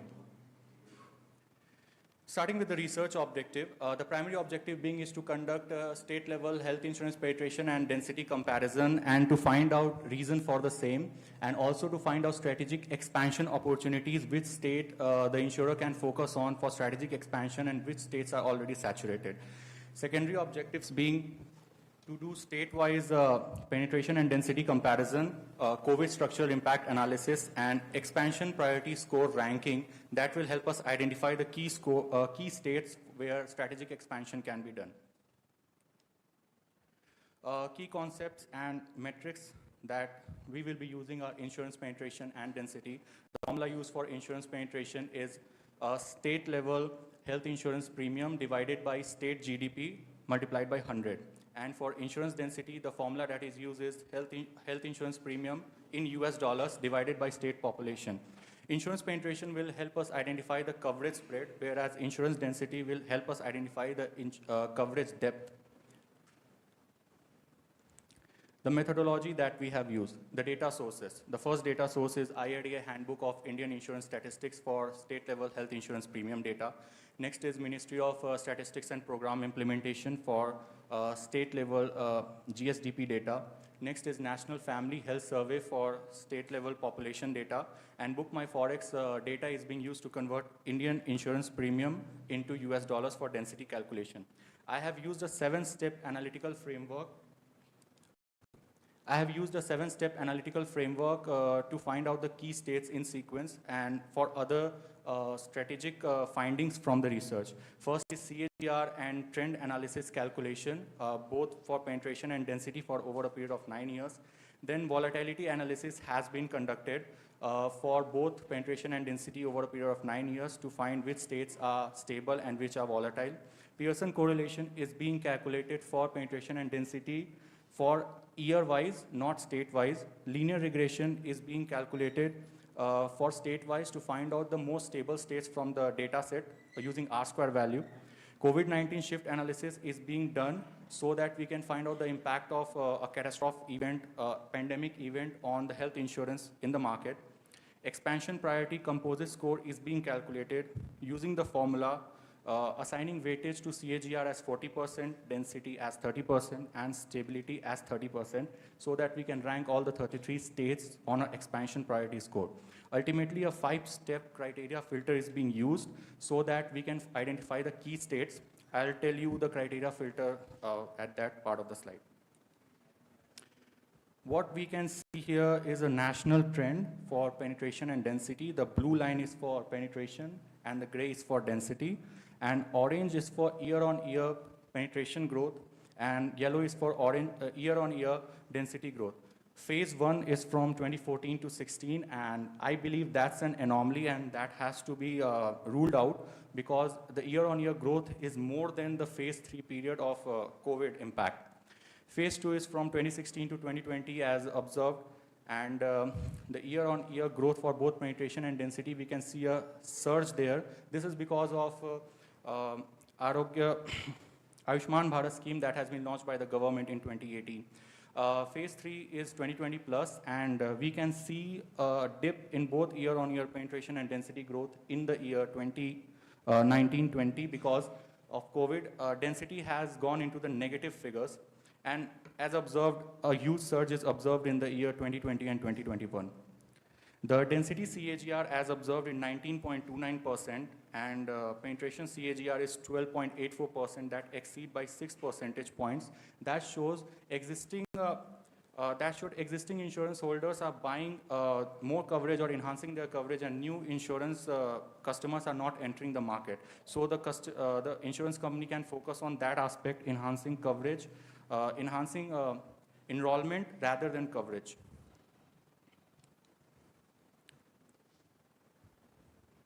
Next, coming to regional comparative analysis, the blue chart, as you can see, is for average penetration figures, comparing year 2014-15 versus year 2022-23. And the yellow chart is for average density, same time frame has been compared. It is clearly visible the East India is lagging way behind than all the three regions as we have classified. And we can see South India is performing at the top. The reason behind the same is that South India leads on both the metrics. For penetration is 0.2827 and for density is 10.80 by 2022-23, with the fastest growing density at 3.5 times the 2014-15 level. The differentiating factor is institutional depth, stronger insurer network, longer exposures to state health schemes like Arogya Shri in Andhra Pradesh and Telangana, and higher financial literacy, and a large organized sector workforce.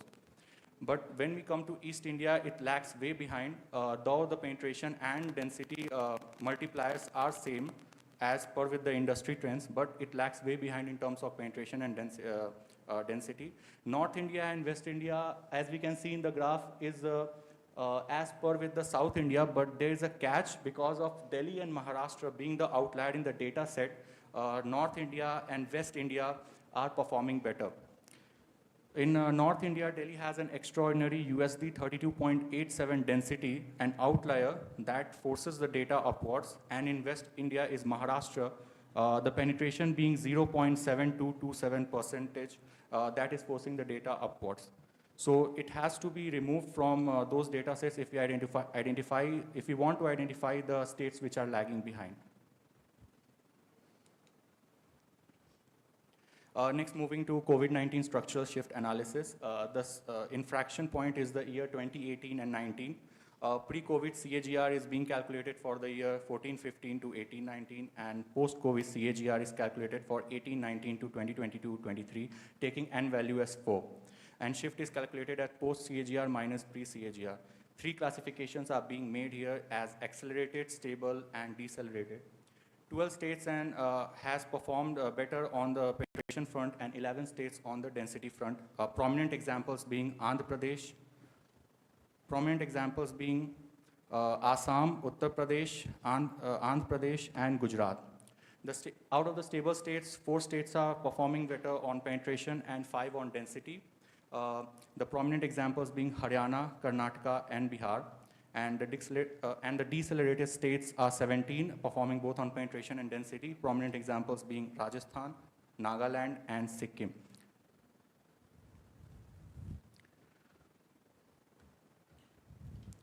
For coming to the decelerated state, why they are decelerated, we cannot just point out that there is a market failure because of that they have decelerated. There can be other possibilities also that has to be found out after extensive research in that particular region. But one outcome that is observed is the statistical mean reversion. After one-time government scheme launch in Rajasthan, as we can say, the figures have surged before the pre-COVID period, and after that we have seen a dip in the data points. Yes, sir. This is the final 14 key states tier classification. Out of the 33 states, the criteria that are being used are CAGR should be more than 5% for both penetration and density. R-square value should be more than 0.5 for both penetration and density. Coefficient of variation should be less than 50%. The state should have accelerated on the COVID frontier, and expansion priority score should be on the top 50%. After using the filter criteria, we have found out 14 key states from the 33 states. Gujarat being at the top, Karnataka and Kerala. Karnataka is a stability archetype because highest R square value is being observed and lowest CV is being observed from all the 14 states. And Kerala shows counter-cyclic resilience that the penetration figures as observed is stable, but density still grow in the 9-year time frame. The most important finding is that the 11 states has been classified as saturated markets being Maharashtra and Delhi, in which it is observed that expansion cannot be done, only the focus should be on enhancing coverage. Emerging standout is Telangana, the only state with highest CAGR, more than 30% is observed in all the states, 14 states here. Volume expansion states are Rajasthan, Punjab, UP, and Uttarakhand. So the insurers should focus on these specific 4 states if they want to cover the market. And emerging markets remaining states are Tamil Nadu, Haryana, Assam, and Goa. Assam is the only state from the eastern region. As I mentioned, to wrap up in conclusion, I like to say India's health insurance future is not one national trajectory, but a combination of distinct state trajectories that has to be inculcated to find out where the nation is actually going. Thank you, sir. Yes, sir.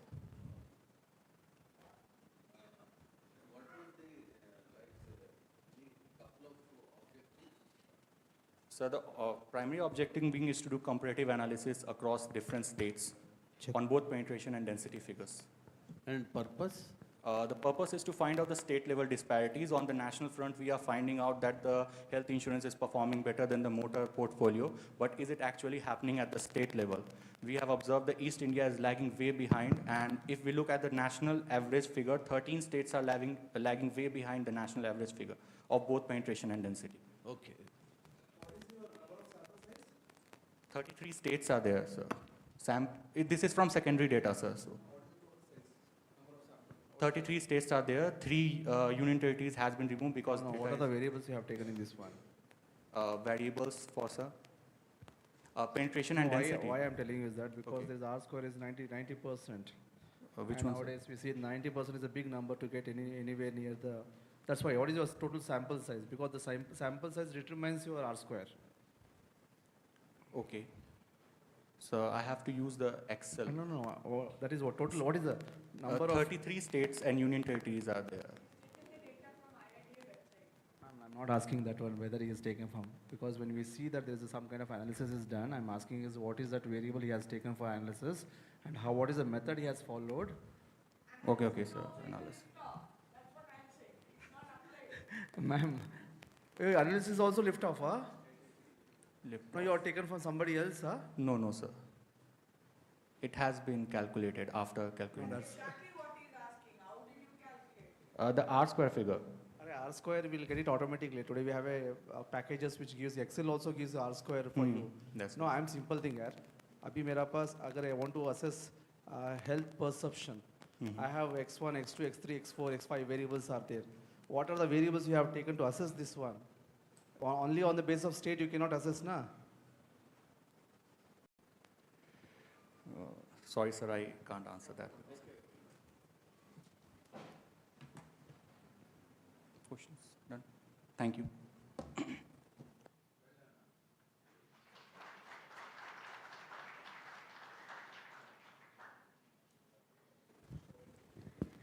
Next, we have Mr. Venkataramana, sir, an experienced insurance professional and consultant with over 3 decades of involvement across the insurance and financial services sector.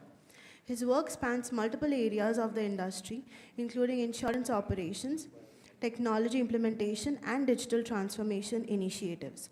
Over the course of his career, he has contributed to projects and consulting engagements across international insurance markets, bringing together business expertise and technological innovation to strengthen modern insurance systems. Today, Mr. Ramana will be presenting his paper titled Behavioral Intelligence as the Next Frontier in Motor Insurance, a dual-view AI-driven risk governance framework for powerful and high-value cars.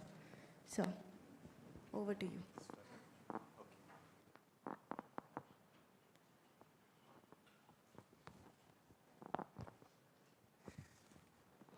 Good afternoon, friends.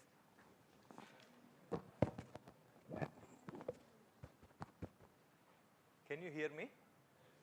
Okay. Otherwise, I'm sorry, this presentation is I don't know whether you can read the presentation. You can't, right? Why don't you switch off these lights, please? Black. Yeah, I know.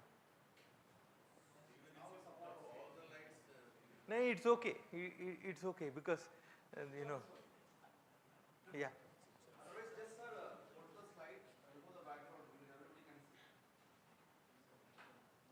It's okay. Ah. No, good. It's a movie effect.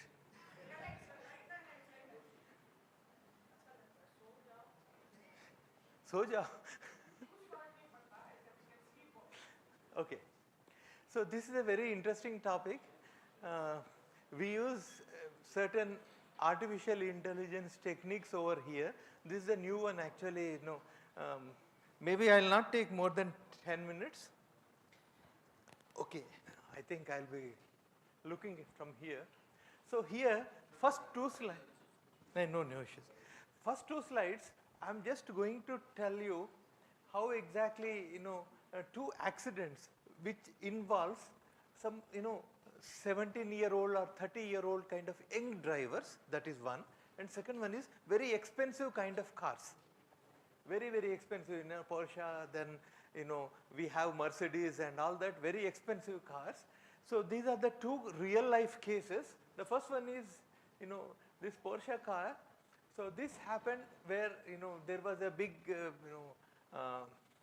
big collision or something like that. And, this is pretty expensive, maybe 5 crores or 6 crores worth of a car. This is one where, only 17-year-old kind of a guy in Pune actually it happened. Pune it happened. Switch off. Yeah, it is okay now. Pune this happened. So, of course, people are coming out of, I'm not talking about the accident portion where police is going to register the case or something like that. But only thing is how actually insurance companies are going to really face this kind of accidents. That's very important. And as affluence is increasing for the people are trying to buy expensive cars, maybe 1 crore or 1.5 crores. So I am presenting a kind of a model where other than the regular kind of criteria we take in case of a motor insurance, so we need to take the other criteria, behavioral criteria kind of thing. Okay. So this is one accident. Second one is, this is Hyderabad where Andhra Pradesh Minister Narayana's son, he was driving a car. So this is another, I think 3 crores or 3.5 crores. A fatal accident. Two people died. And even though we say that Mercedes is a very expensive car and a safe car, but still 2 people died. Okay, they are going at 200 kilometers or something like that per hour, and that too during night time. We are not sure whether they were drunk or not. We are not sure about that. I'm not here to really comment. But these are the two accidents involving. So there are many accidents which are happening in this fashion. Can we have a model by which we can tackle this kind of things, because insurance is a compulsory thing, and especially for the private cars, at least first 5 years people are going to have own damage also besides the third party insurance and all that. How best actually we can handle this? So the hidden risk of high performance vehicles in motor insurance. This is a problem statement what we have. The behavior driven accidents. This is a behavior driven in the sense, they have that rash kind of a driving. They are not really bothered about the value of the car because they are, super rich kind of people, neo-rich and Phuket ka paisa. So this is something where just like that they will just purchase the vehicles. Okay. And catastrophic liability exposure, it so happens that sometimes, even many people may be knocked down because of these accidents. Okay, this is the model actually what I'm trying to have here. What exactly is the gap for such kind of accidents? Because these are all high value cars, that is one. Then unlimited third party liability, that is a big problem as far as the India is concerned, because we have for private cars it is unlimited liability. So for example, there are 10 people who were knocked down by this car. each person is claiming around 2 or 3 crores of rupees, the total liability will be at 30 crores. Because this is something which is unlike other countries. Like I will just tell you the example of US, for example. In case of US, even though people say that they have deep pockets and all that, as far as the insurance companies are concerned, but each state, for example, they have very limited kind of third party liability. Like for example, in New York, they have only $70,000. That is the maximum liability they can have. So whereas you see here, what is the kind of liability we have? Then this is a very static underwriting kind of thing, because strictly speaking, I was telling all the students all the time, in India there is nothing like underwriting. We just charge the same premium for all the people, whether it is A, B or C or something like that. It's a two-dimensional kind of thing, and we can we will never see the kind of liability, the driving patterns and all that. So here, so what I am proposing is, nowadays all the cars, they have dash camera, which is one of the built-in kind of thing, and similarly what we call as dashboard camera. Then we have a reverse camera all the time. And most of these cars, they have this even 360 degrees kind of cameras are available, but I am assuming that only two-dimensional, that is front and rear. We have two cameras. Then forward and reverse, then we can apply something called computer vision AI engine, which is available, where we can really dissect the kind of the pictures which are taken from that particular thing. Then it reads what exactly the system is going to read is the speed of the car. The tailgate is nothing but how you are stopping the car behind another car, because in India we always take almost like 10 millimeters or something like that we stop. But in other countries they have a mandatory kind of a distance between the first car and the behind kind of a car, maybe 5 feet or 6 feet, and some certain things like Australia, they have a 10 feet kind of a distance all the time. That is one of the safest distance. Okay. Then what kind of maneuvers actually people are doing, the proximity, the other vehicles actually proximity and all that, how exactly we can do, and we can monitor using this dual view kind of AI. Then we are trying to have something called BRS. BRS is dynamic behavioral risk score. Behavioral risk score is something which we are going to calculate. Because of that, I am proposing a algorithm for this kind of thing. Okay. Then it is a real time, absolutely. Then it is contextual, and it is objective kind of scoring. So don't worry about the all these things. I will be explaining these things, what exactly I mean by that. So insurance companies can take decisions based on underwriting, then pricing, then you have claims validation and fraud detection, because people cannot most of the times in our day-to-day life, they will be telling, for example, the front, there is a damage. If the rare damage is there because of old accident or something, but they will try to club this along with this particular damage. So naturally we will really know how exactly the fraud can happen and all that, because you have the cameras available.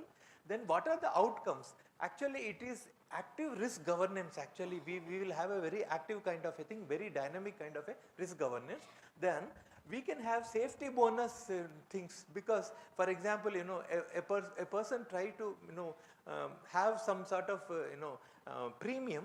We have at present only one bonus, which is no claim bonus kind of thing, which is a very historic kind of a thing. If there is no claim, we are going to pay that.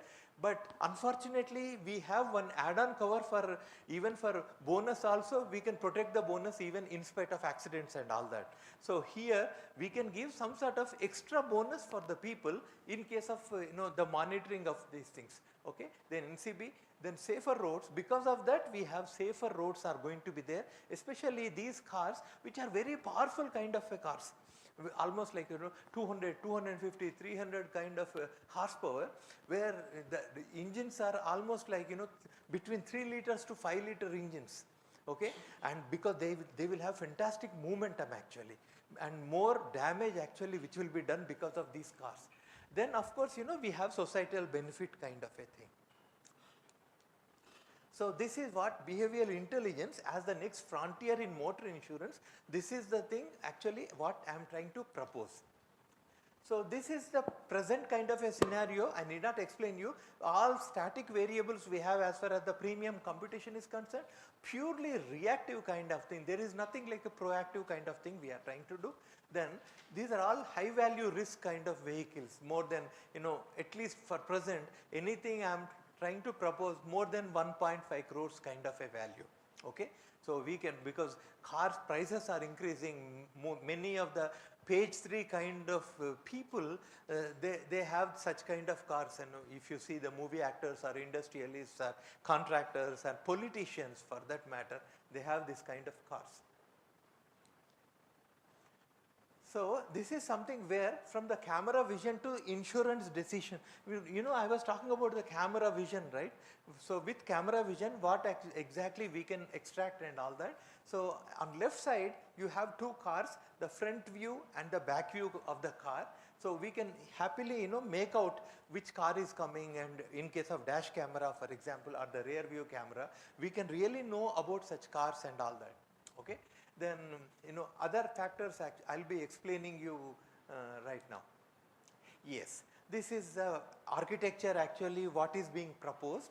On left side, what are the data inputs, because the data is the most important thing, from where we will be extracting the data. The forward dash camera, reverse camera, then we have GPS and speed sensors. GPS is something where we, for example, certain roads which are accident prone kind of thing, we can really pinpoint. Even if Google Maps also, you have that, it will be telling you whether this is a accident prone area or something like that. So, and speed sensors are there, what speed it is going.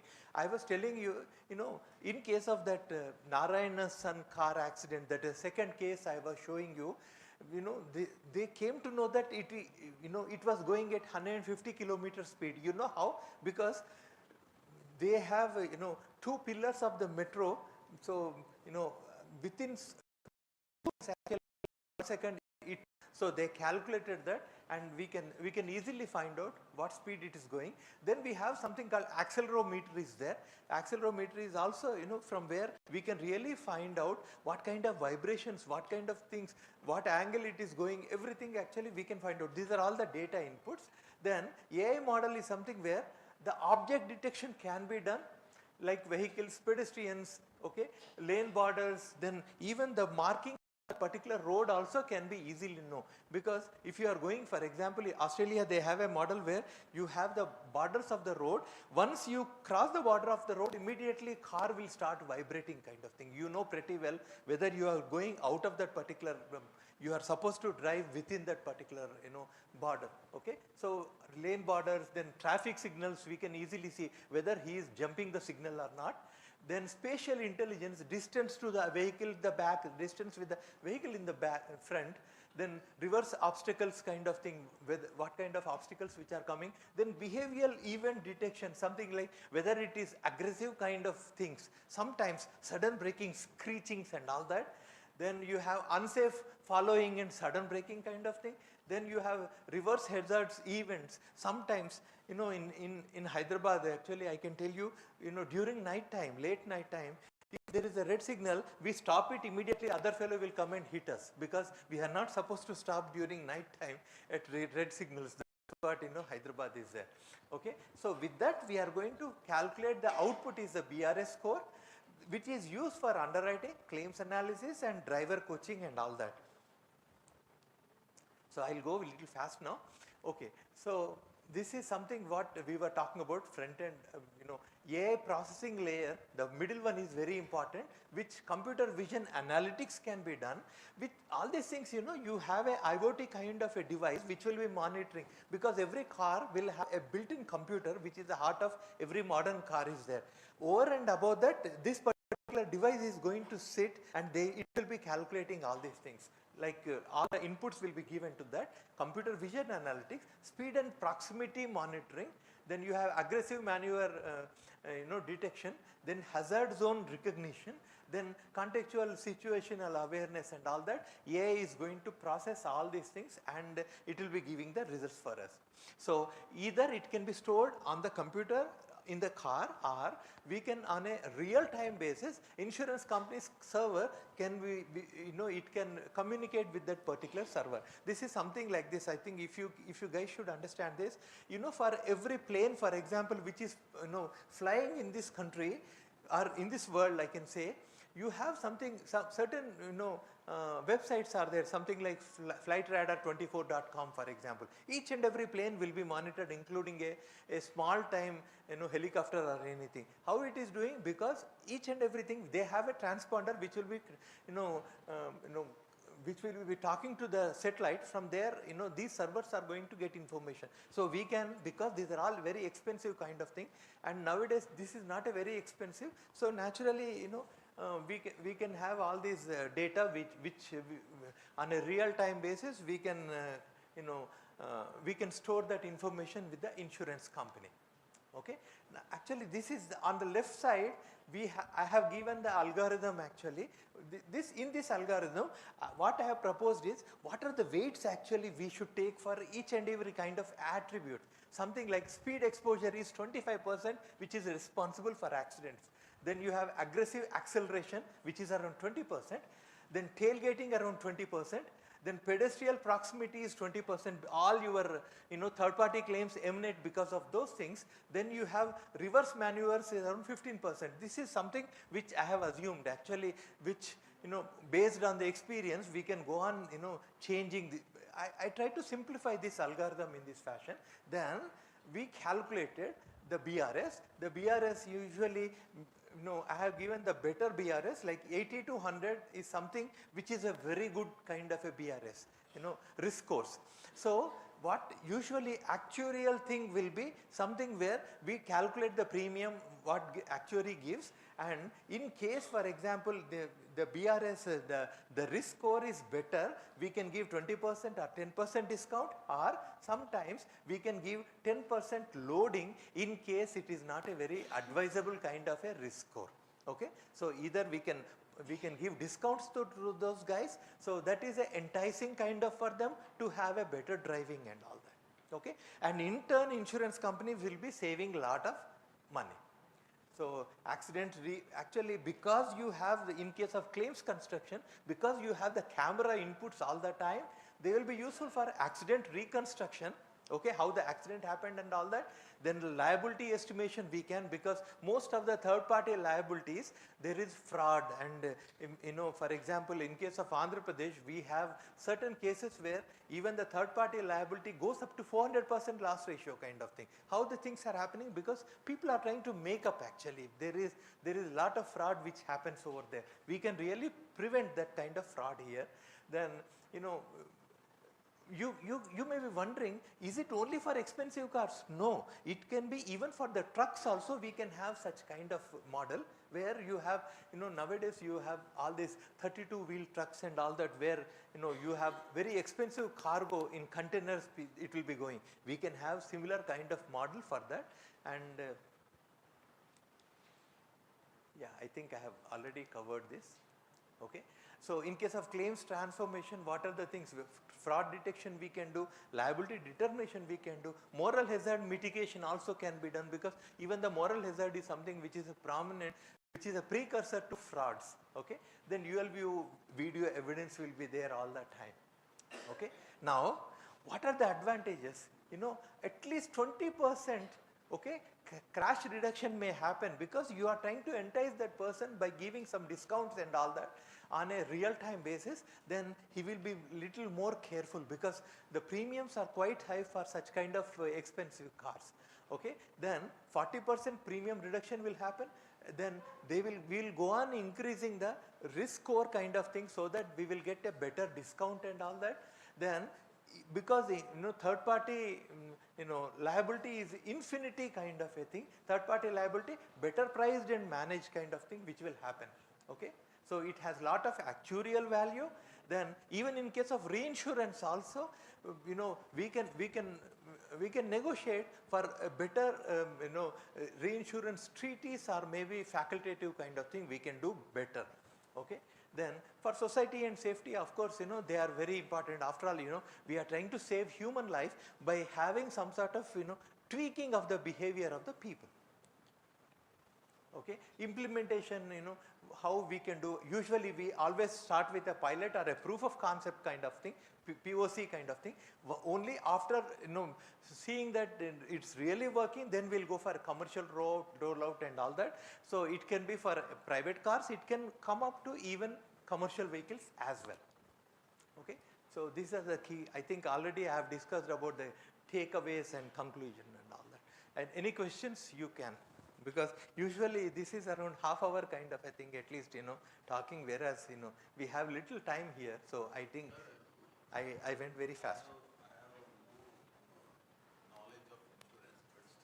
Yeah.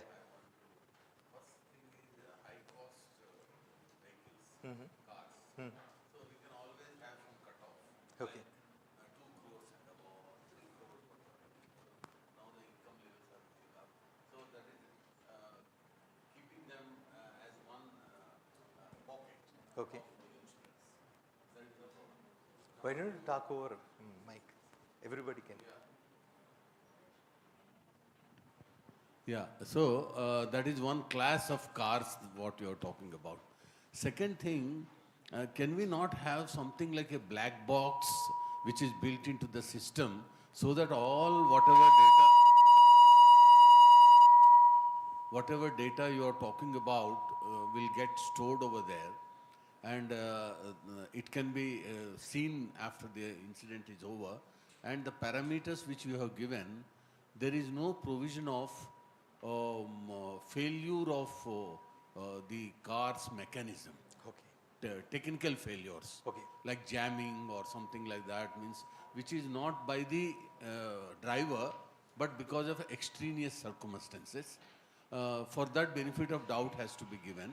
So how about building that kind of an ecosystem? It is good. Now that the income levels are going up, this class of insurers will be having the needs of insurance, and by doing this, maybe that you will be able to do 2 things. First is accidents can be reduced.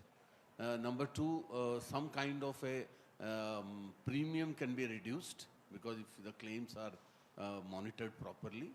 And third thing is we can provide some kind of a comfort to the driver, like he knows that everything is being recorded. Yes. Means not that he will be in a position to, and then one of the conditions in the insurance should be that if the speed exceeds a particular level, it won't be entitled for any insurance. Can we not have? Okay. Sir, these are the... Sir, just a small clarification. Sir, SBI has pay as you drive. There is a system with SBI General. Yeah. That there will be. No, I'll tell you that. For example, your car is at the. It is only as you use, insurance is there. That is No, pay as you drive. Yeah, pay is, yeah. Usage-based insurance.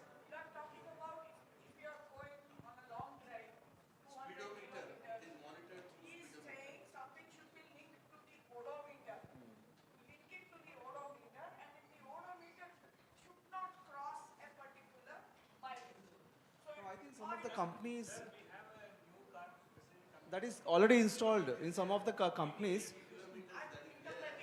but whether the buyers will agree for that, how can I go in a 5 crore car at 80 kilometers? Okay. That is very true, sir. Shall I answer your question? I think I'll not take much time. I will answer all these questions. Yeah. One by one, ma'am. Also say that, there should be this facility, which of course it is there, but the infrastructure is too weak. We need a lot of speed guns. We should have speed guns at regular intervals, especially in roads which are very tempting for drivers of cars. No, any car. After all, human life is human life. Sir, another thing. You're talking about AI and you're talking about liability. Right? How will courts in India, we want to, you were saying that we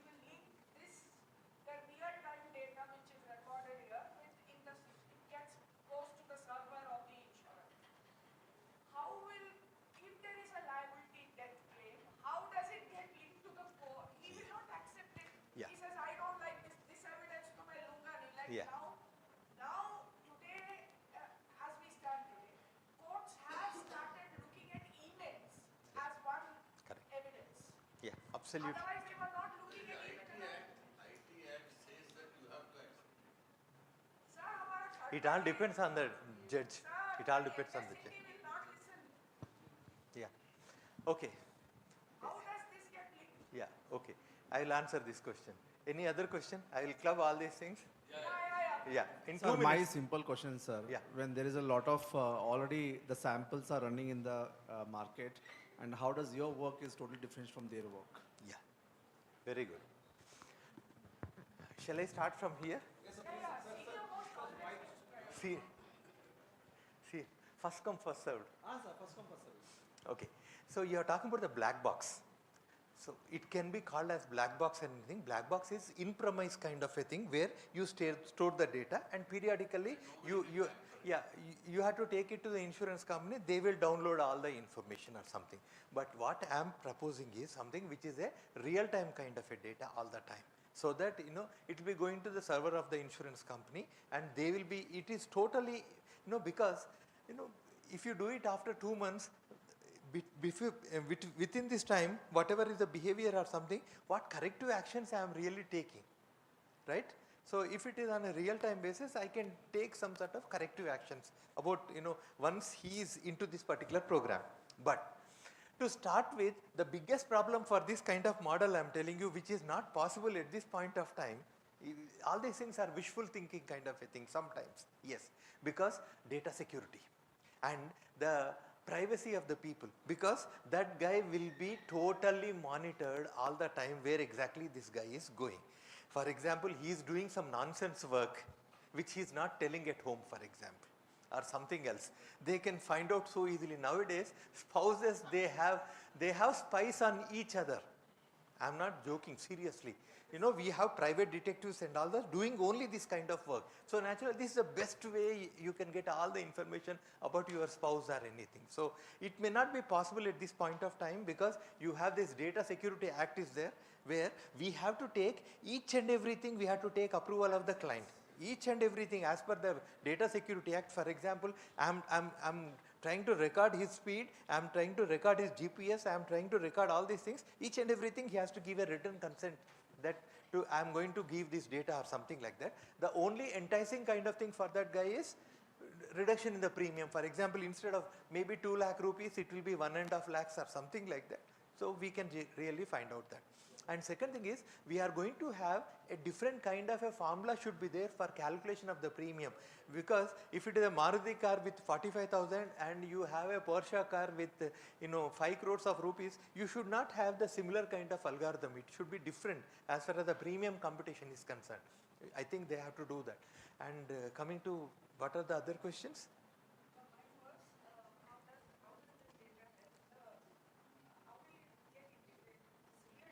Yeah, this is a real-time data. So here, now I will tell you one small real-life case actually, is such kind of thing which is going on is, in India again this is not there that usually it will be very difficult for young drivers to get insurance, especially between 16 or 18 years, whatever may be the minimum threshold, and up to 25. These people are very difficult to get insurance actually in US or UK or anything. India, of course, we get insurance for anything, and here there is nothing like a named driver kind of a concept all the time. That's the biggest problem, where there is a named driver kind of a concept. So young drivers, it is very difficult. There are exclusive insurance companies who give insurance for young drivers actually. So in such case, if the driver, for example, he wants to have that kind of behavior and not to have any traffic points and other things, so such kind of insurance will be very useful for that, because he will be getting periodic bonus. For example, initially you paid around 20,000 rupees, then maybe after 3 months, because of your behavior pattern, maybe I am going to give you 2,000 rupees return, money back policy kind of thing. Then he will be very happy. By that time, it will be 1 year, he will be getting your 4,000 or 5,000 rupees back. That is what is the bonus? Bonus, not the no claim bonus. This is something where I am trying to give the premium back. And of course, with this kind of thing, you go beyond 25 to some other insurance company, your premiums will be very less when compared to these things. So in India, we don't have license age driven. No, we don't have. So all these things, I'm trying to, because maybe in 2-3 years I may see such kind of insurance companies which will come, because I never thought that when I was doing my policies and all that, maybe around 15-20 years back, Acco and Digit kind of insurances, I never thought. Now we have that. Maybe after 5 years we may have such kind of models which are available of something, because fortunately or unfortunately we have this sandbox kind of environment of IRDA, and it's so easy for you to design policies in this fashion. IRDA gives the total liberty to you to do that, but people are doing, HDFC Ergo is actually into this kind of thing. They are into this. So maybe after 2 years we may come out of this things. Sir, whatever you said is very well appreciated, and what you have given the presentation, real-time data capturing. But I have one simple question, sir, because today we are fighting in the market on the premiums. Yes. Okay, when we are fighting on the premiums in the market, but the cost involved in capturing the real-time data is very high. Yes. For 100 GB it is around $2 to $3, and real-time data capturing will be more than that one. So for n number of, I'm not giving the n number of samples, given the n number of samples size and capturing the real-time data doesn't match with your premiums. Yes. So this is where one of the biggest challenge what insurance companies are today suffering. For this kind of thing, what I think is, I think the future is something where after certain value of the car, for example, they make such things as compulsory kind of thing. And because they are going to, get lesser premium or something, people will have, they will pay that extra money or something to have this kind of capture. But overall, because their behavior and other behavioral aspects are there, so they will get reduction in premium which will match with these things. That's what I'm telling you, because that's why many of the insurance companies, they have did a trial and error concept, and now they come up with a 2-3 indicator. Like for example, today when I registered my motor policy, it is 4,000 kilometers. So there is a 6,000 kilometers you want to make a insurance. That is what in this 1 year I'm going to drive only 2,000 kilometers, 6,000, 8,000. So if you drive more than that one, automatically your discounts level will come down. Correct. So this is where they are tracking the customer. But because there is one of the few international studies, they want to capture the real time. What you said that if the car is standing in the garage or in terms of signal, our behavior is captured there. Yes. So where AI is looking into that, much of the progress is happening. I'll tell you one thing.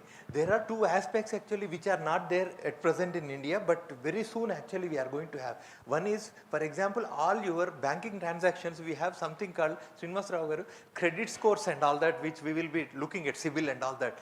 We are going to have insurance scores actually, where we try to meddle with that particular credit score and add certain aspects about such kind of behavioral kind of thing. Especially for personal insurances, US you have this insurance scores. That is one. And second thing is, the way we calculate the premium, I think you must be knowing better about the statistical analysis, what we call as multivariate auto products, where we try to have 30 or 40 kind of variables, and we can go on comparing one to many kind of thing, and based on that actually we will calculate the premium, so that this premium is much more rational when compared to only comparing with one or two kind of thing. That is second one. And third one is, what is the kind of person and what is the kind of automobile he is driving.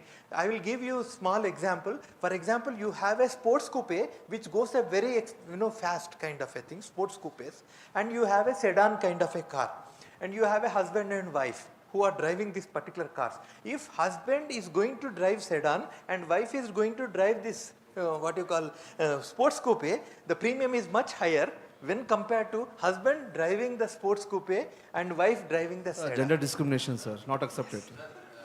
Not accepted, sir, not accepted.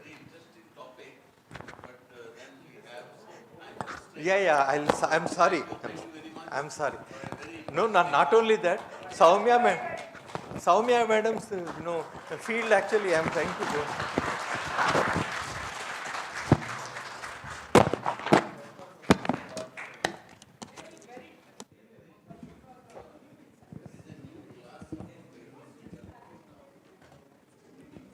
Thank you so much, sir. Our next presenters are Mr. Aman Mishra and Ms. Ishita Nagpal, who specialize in finance and risk management and insurance and risk management. They will be presenting on FPE ownership risk measurement powered by AI for building transparent insurance portfolios. The research explores how AI-driven ownership risk assessment can improve transparency in insurance portfolio design for family business enterprises. Over to you guys.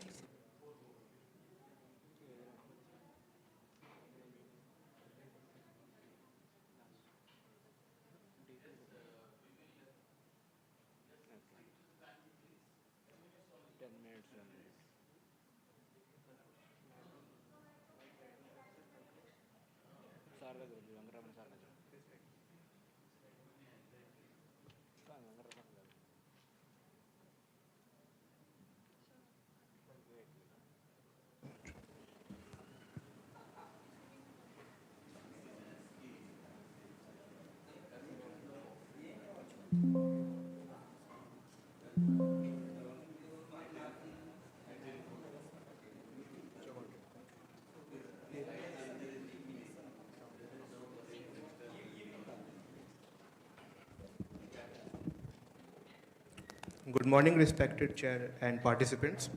This research paper title has AI-powered ownership risk assessment to build transparent insurance portfolios for family business corporations or enterprises, as we say, is co-authored by Professor Satyanarayan sir, Veera Sankarao sir, and Shahida Sahib. Today, I and Ishita will be presenting on their behalf on this research paper. The research paper is still in work in progress, and we thank Iirm for this wonderful stage.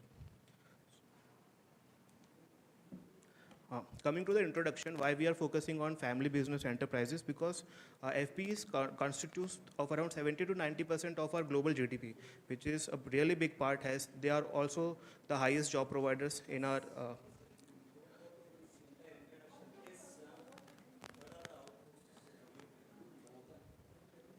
Okay, so we'll do it faster. So why we are focusing on FPEs? Because they are a major part of our global GDP. Also, from that complexities, we derived a problem statement where ownership-related risks are not properly counted by traditional models of insurances. So family businesses are often mispriced or underserved by the insurance market, leading to reduced transparency and coverage gaps in the economy. For example, policies like business interruptions, which are basically why the problem is there because of family governance issues. They lead to business interruptions and then payout of the business interruption policies by the insurance companies. Our study objective is to develop an AI-powered framework to evaluate the ownership risk.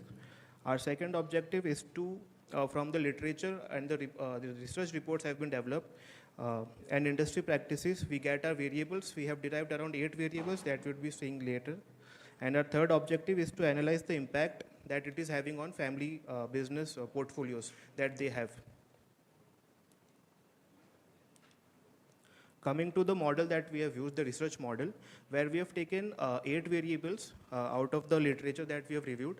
They are categorized into 2 that are AI-based variables and ORA, which is risk assessments of families, businesses.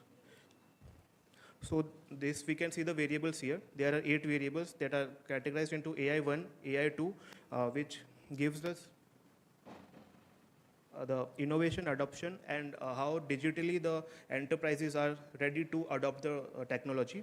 Also our other 6 variables that are ownership risk variables, namely ORA 1, 2, 3, 4, 5, and 6, which includes social, emotional wealth, succession planning, governance structures, and strategic decisions.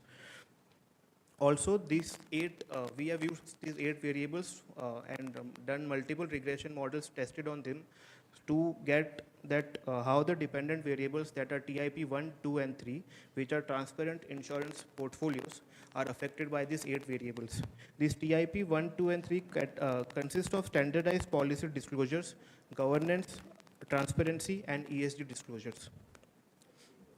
Also, why we have taken AI as a most important variable, because AI in today's world helps us to build transparency consistency and a procedure-driven business. That is why we have taken AI as one of our, the two of our variables.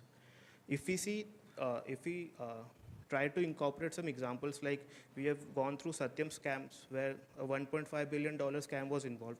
So where we have noticed is that ORA 1, ORA 3 and 4 and 6 were triggered at that point, where socio-emotional wealth was ORA 1, where the founders desired to protect family reputation and control influence their decision. Also, ORA 6, where strategically they manipulated the financial reporting. So here we can see that main businesses have also been gone through such wrongdoings, and where underwriting has suffered, where we have not priced the policies well.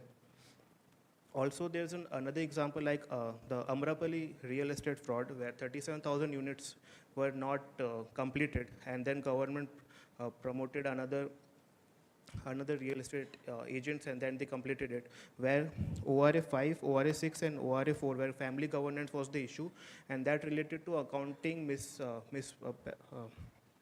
miscalculations, and that triggered project insurances losses, the insurance that was covered by other companies.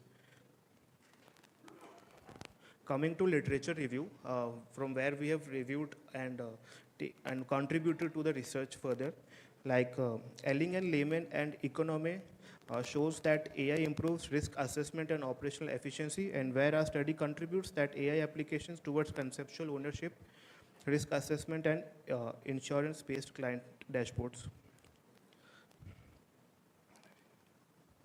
Other research is by Bhattacharya and Kastanigi, where they said that improving transparency in insurance decision making, where our study contributes by framing that we should have a managerial decision support tool as the risk assessment framework.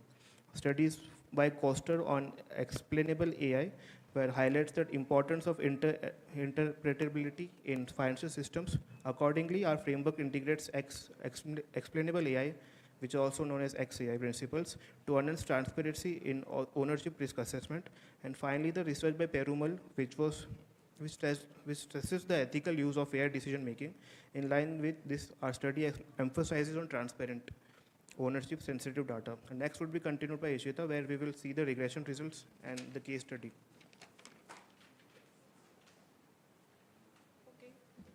So we'll skip directly to regression results since we are running short of time.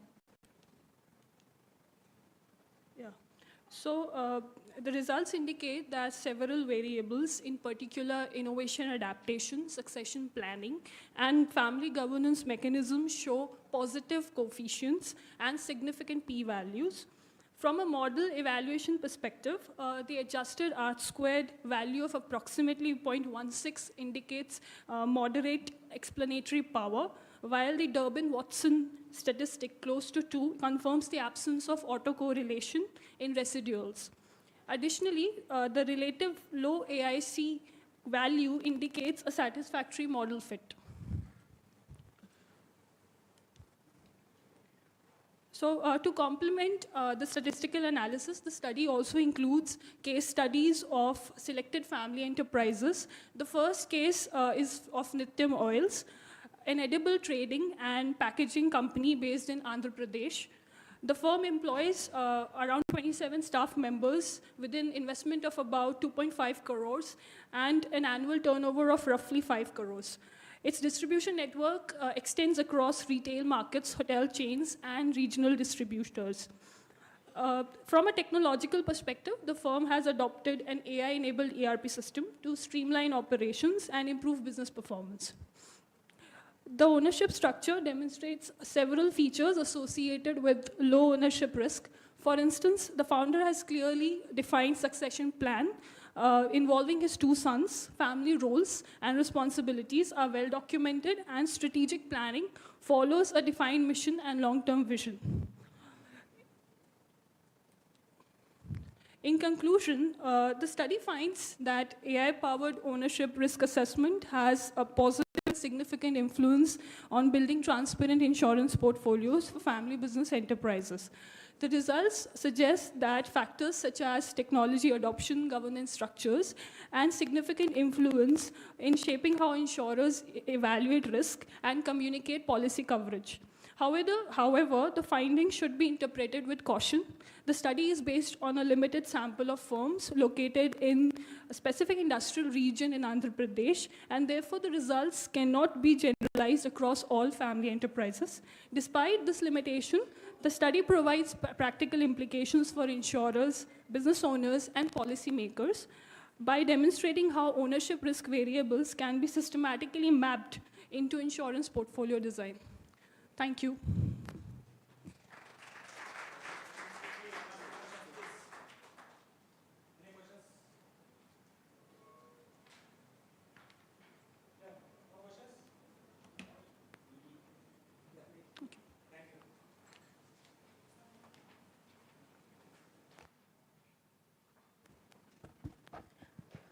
Our next presenters are Ms. Ritu Raj and Mr. Sunny Kumar. They will be presenting on role of AI in insurance fraud detection. Over to you, please.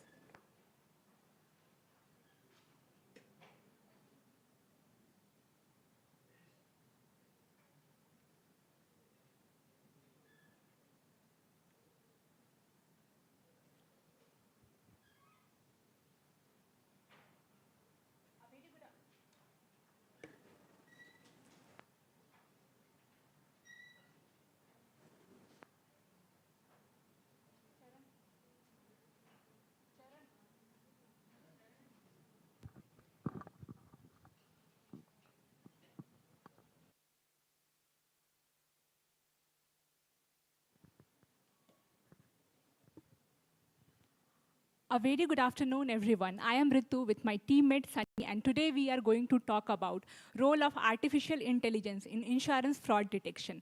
Imagine paying your premium faithfully everywhere, but suddenly you get to know your premium has been spiked and there is delay in claim settlement. It does not because of you did something. It happens because somewhere someone filed a fake claim. So where the question, but now the question is, how do we fight something which is constantly evolving? The answer lies in artificial intelligence. Over the next few minutes, we are going to cover these topics and the role of artificial intelligence in insurance fraud detection.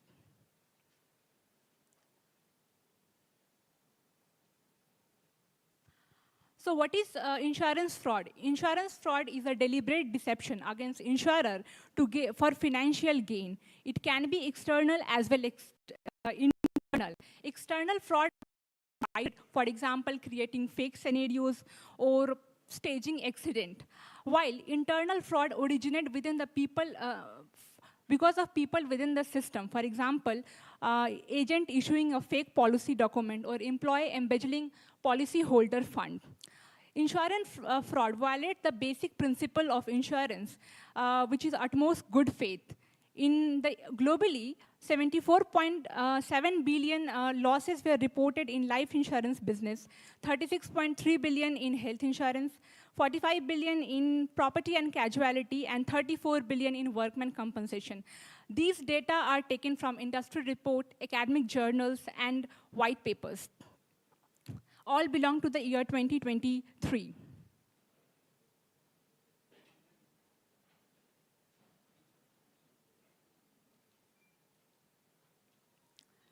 The impact of fraud ripples outward in three directions. Financially, fraud cost over 308 billion year on year, while P&C fraud losses hit 45 billion in the year 2023. For honest policyholder, the premium gets increased, and also due to strict underwriting measures, there is less coverage, and also there is delay in claim settlement. For the insurer, the impact is both financial and reputational. The fund which are allocated for innovation is diverted to fraud control, and also there is increase in regulatory scrutiny. There are several limitations in the existing method of fraud detection. The first is no real-time detection. By the time fraud flagged, the claim is has been already made. The second is rule-based system. Traditional method is dependent upon rule-based system, so which is inefficient to catch complex or collusion-based fraud. The third is limited data processing. The traditional method cannot process and understand unstructured data, for example, medical reports, doctor prescription, claims description. The fourth one is high false positive rate. There are times when legitimate claims is also flagged as fraudulent. Poor scalability. In case of COVID, where the number of claims surged dramatically, in that case, traditional method proves to be inefficient and slow. And the last is over-reliance on human judgment can be inconsistent and less scalable. Now, we will look upon the core technology behind AI, which helps in fraud detection. The first is machine learning. Machine learning is trained over thousands of past fraud cases to identify a particular pattern. For example, someone filed a motor claim for a car accident. So this ML model quickly checks is the claim amount is significant higher than the average for certain kind of events. And in that case, it assigns a risk score. The second is natural language processing. It reads and processes unstructured data and flag out the contradiction. The third one is image and video recognition. This technology analyzes the video and images submitted along with the claims. For example, someone posts a picture of their car get damaged in an accident. So the AI quickly analyzes that the same photo appeared in a claim by a different policy holder few months back. The last one is network and link analysis. It establish hidden relationship between people, places, and entities. For example, 6 different people file 6 different claims. Normally, it appears as a legitimate claims, but there will be some dots. For example, all the accident has taken place during the same time duration. And this technology established this relationship and flagged this claim as fraudulent. Till now, we have understood the technology behind AI. Now, we will understand how this is put in place. The first step is data collection. Data is collected from claim document, video, images, and historical record. Then the data is cleansed to remove errors. And the third is model training. AI models are trained for several years on the basis of past fraud cases to identify, so that they can identify a pattern. Fourth one is risk scoring. Each claim is scored on the basis of risk they hold. And the last one is alert and escalation. High-risk claim is escalated for investigation and legitimate claims are settled.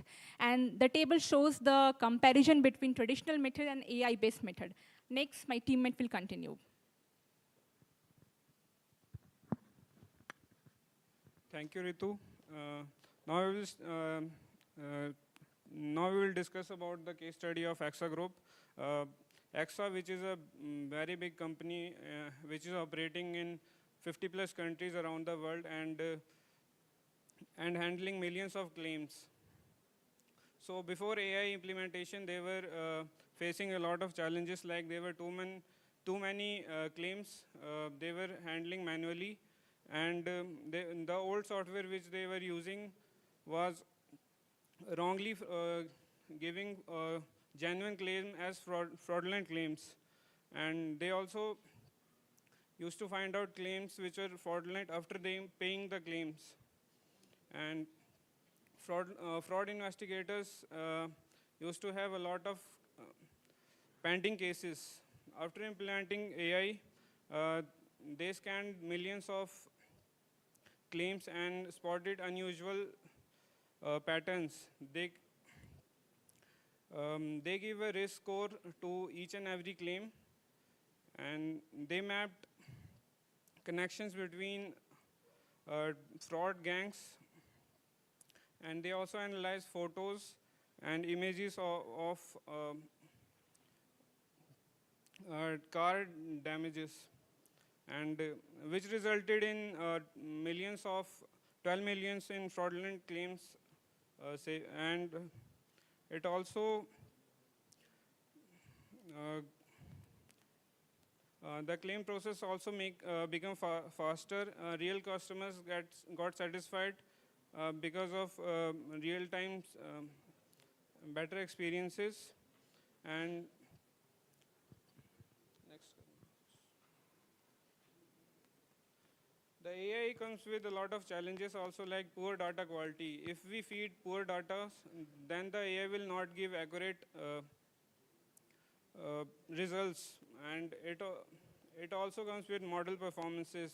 The model which we feed in AI is used to be regulated, used to be updated regularly, because if we feed old data, it can give it will not give accurate results. And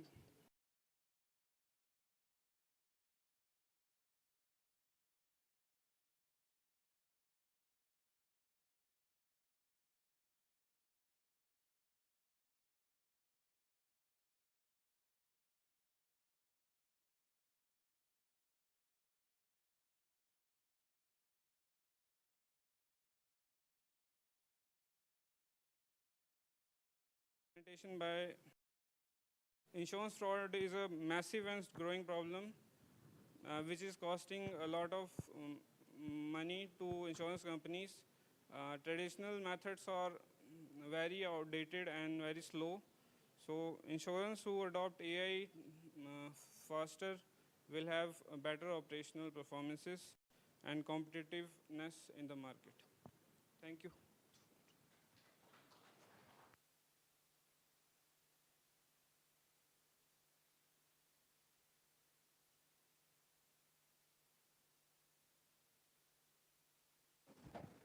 Our final presenter this session is Ms. Bandari Kritika Tanvi. Her presentation is titled AI-Powered Underwriting, Transforming Risk Assessment into Predictive Risk Intelligence in Indian Insurance. Over to you, Tanvi.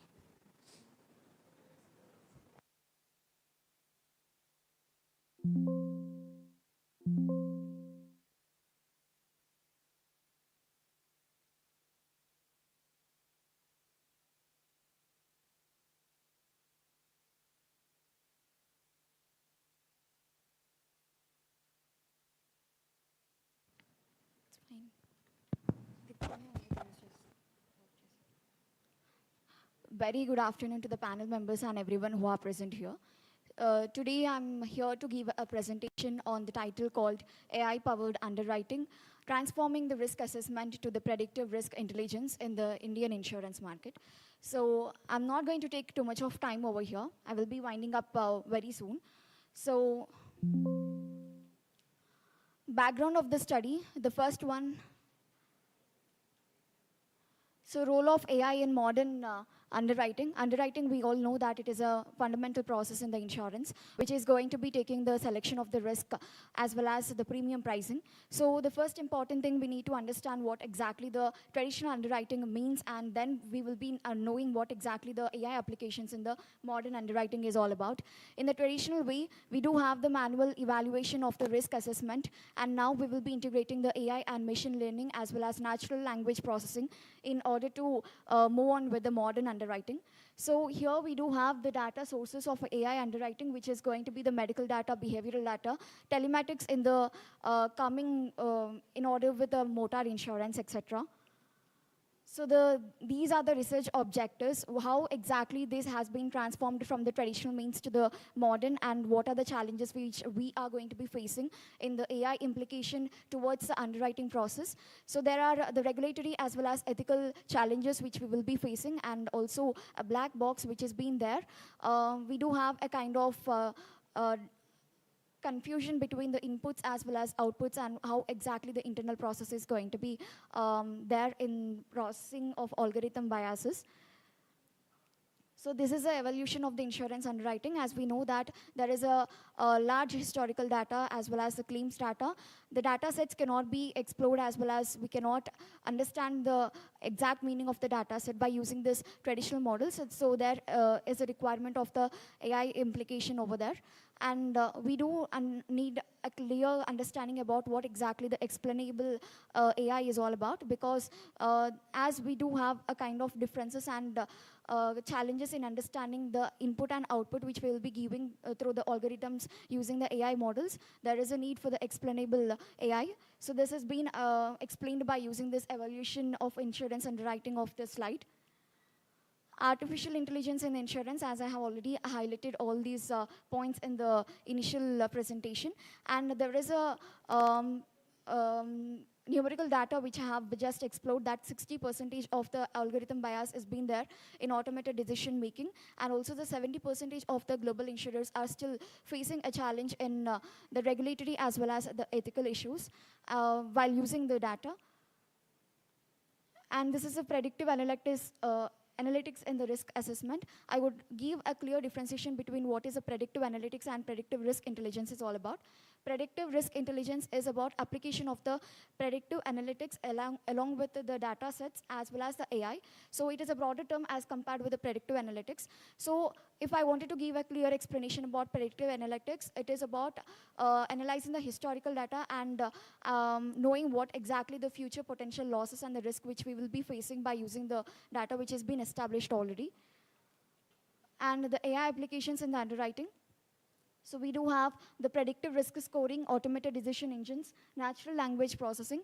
Natural language processing is, it is about converting the human language to the computer language so that it can be analyzing it very clearly. It's about bits data, zeros and ones.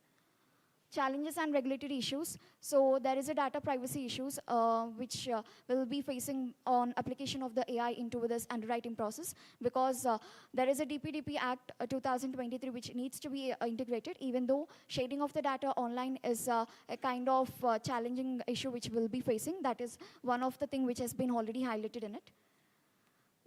These are the conclusions and the recommendations which I wanted to say, that there is a kind of implication of the AI into the underwriting is to be required, and along with the decision which needs to be taken by the humans. So completely the AI in underwriting cannot be replacing the manual underwriting, but it is going to be giving a kind of support for taking a decision making. Thank you, everyone.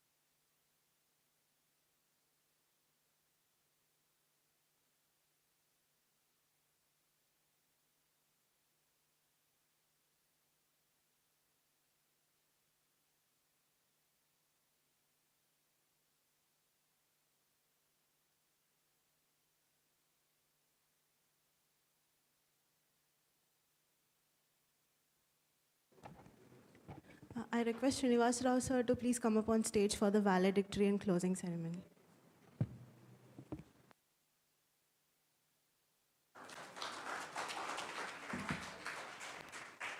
Good afternoon to the entire team led by Dr. Sriman Narayana and his team, and the students, particularly the takeaways of this today conference, has been of immense value to the student community in particular.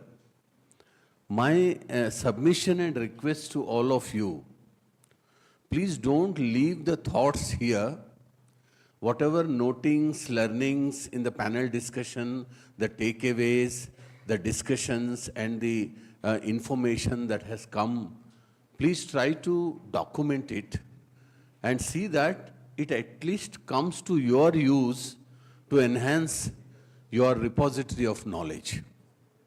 Second point, I would congratulate those students who have made presentation of the paper, whatever little effort is made. My congratulations to them. And I would like to compliment. I was more keen if more students would have participated. But nevertheless, my request to those students who have submitted their papers. Please don't leave it here. Shape it up, send to some publication, see that it comes in the public domain. Like somebody searching, he will be able to get it. Because just leaving it in the hall and forgetting it is of no use, because dissemination of knowledge happens once people are able to access your work. So what is my request is, please do fine-tune the contents, shape it up in a way that it can be accepted by the people, and see that it finds space in the public domain, in your name, and I can assure you, you will feel delighted when somebody searches and finds your work. So congratulations to all of them. Please don't leave it here. And the organizing capacity of this institute is re-established with this conference, that we have it in us to organize knowledge dissemination events. And I would like to congratulate everyone who has directly or indirectly contributed to this task, which has been going on for, this is just only a showcase. Work has been done behind. I think you won't be able to perceive it. Students were there, all faculty members were there, and many people. All of them have collectively put their efforts. Congratulations to them. And we look forward for improved versions of conferences in the times to come. So we close this session with this, and thanks to everyone. Now I would request Dr. Sriman Narayan. I think the program will, yeah. So thanks to everyone and congratulations.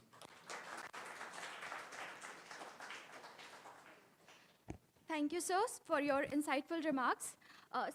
May I request you to please stay back for presenting the memento to Ms. Aditi.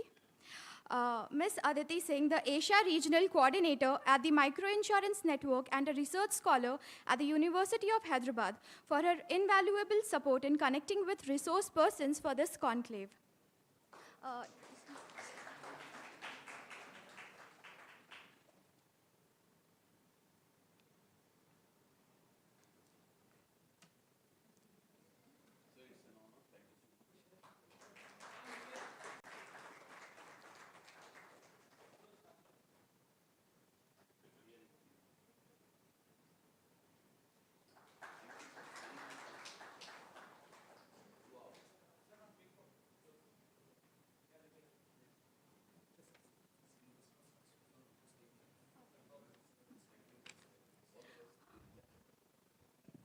Thank you, sir.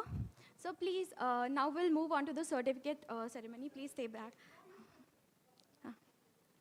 The certificates are being presented to all our paper presenters and contributors in recognition of their valuable research contributions and participation in this conclave. Their work has added great depth to the discussions and enriched the academic exchange of ideas. So, Srinivas Rao sir will be presenting the certificates. First, I would like to call Divish for his presentation, along with Shravanti.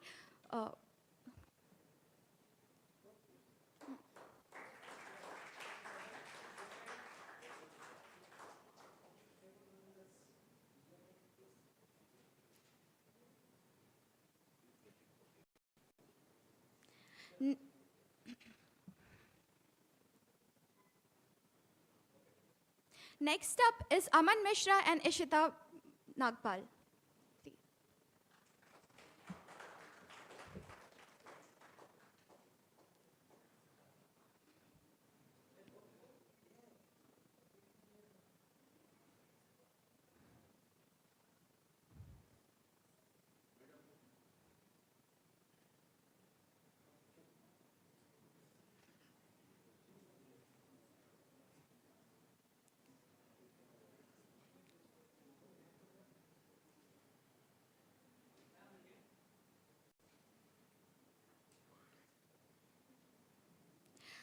Next is Rituraj and Sunny Kumar.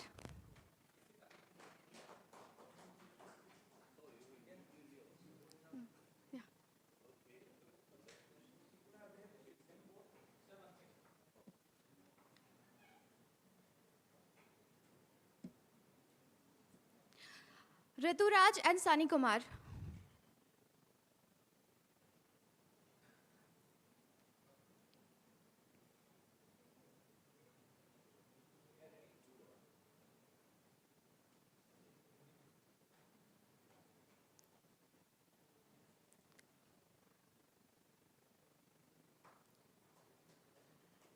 Kritika Tanvi.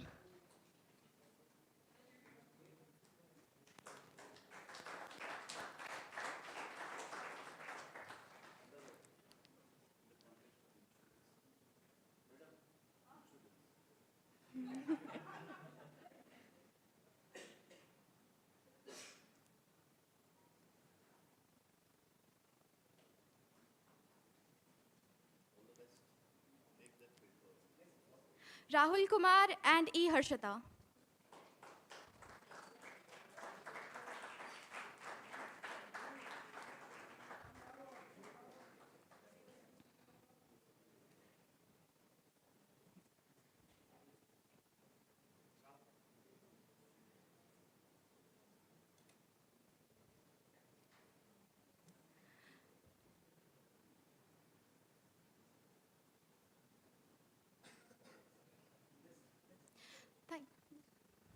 Thank you, sir.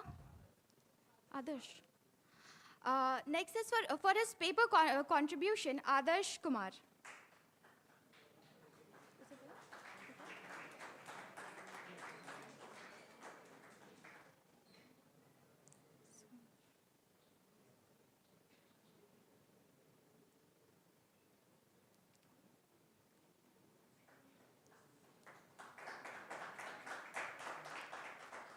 Thank you, sir. Yeah. Various presentations has been presented by our professors as well. I would like to call Ms. Soumya ma'am to please present those certificates to professors. Yes, faculty ma'am. First up is Mr. Veera Shankara Rao. So.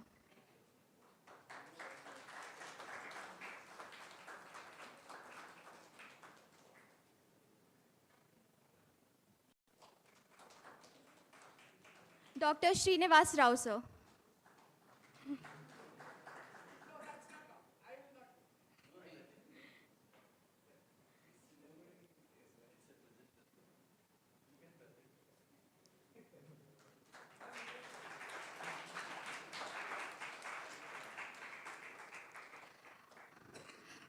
Mr. Ramna, sir.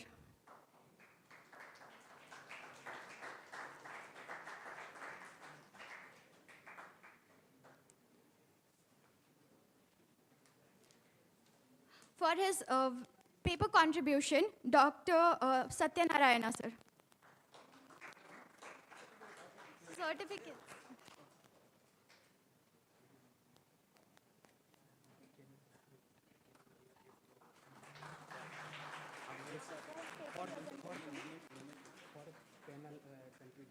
Thank you, ma'am. For panel contribution, Srinivas gift momentum.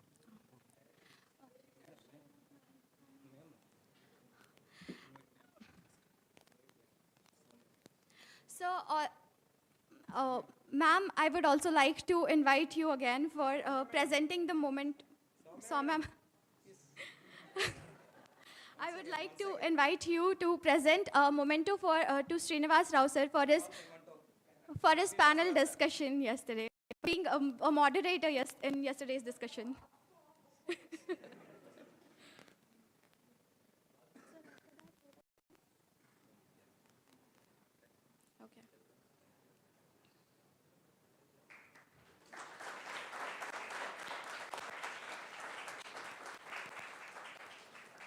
Thank you, ma'am. Thank you, sir. With this, we reach to the conclusion of today's conclave. It's time to express our gratitude to all those who have made this event possible. I now invite Dr. G. Sriman Narayana, Insurance Conference Secretary, IIRM, to deliver the vote of thanks.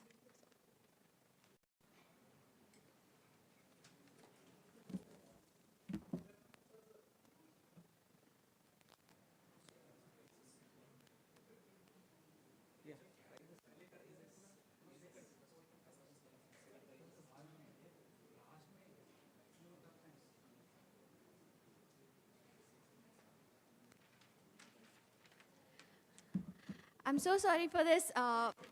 We also have to present the prize for the first and second winner. So the panel of evaluators have reviewed the papers and presentation based on predefined criteria such as relevance to the theme, originality of the research, analytical depth and clarity of presentation with practical implication of the insurance industry.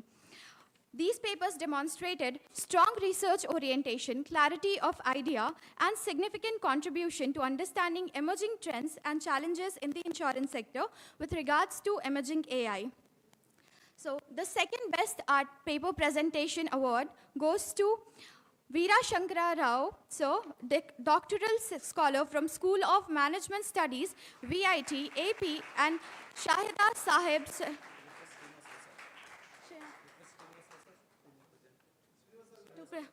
So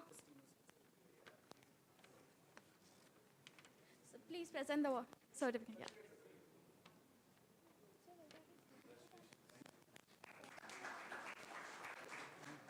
Okay. And first one who will come?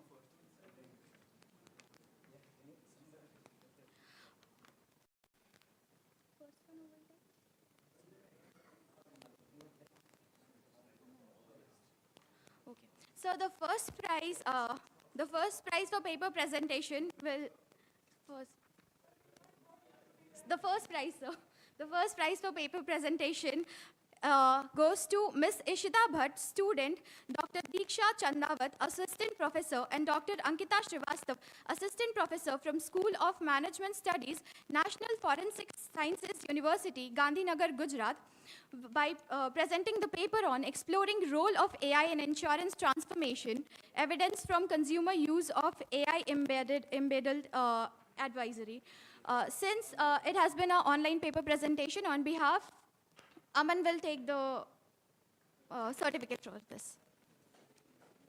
She will be receiving it, but right now he'll collect it.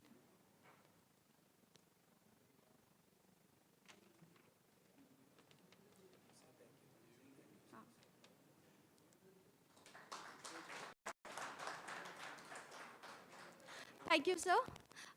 Sir will continue with his vote of thanks. Thank you.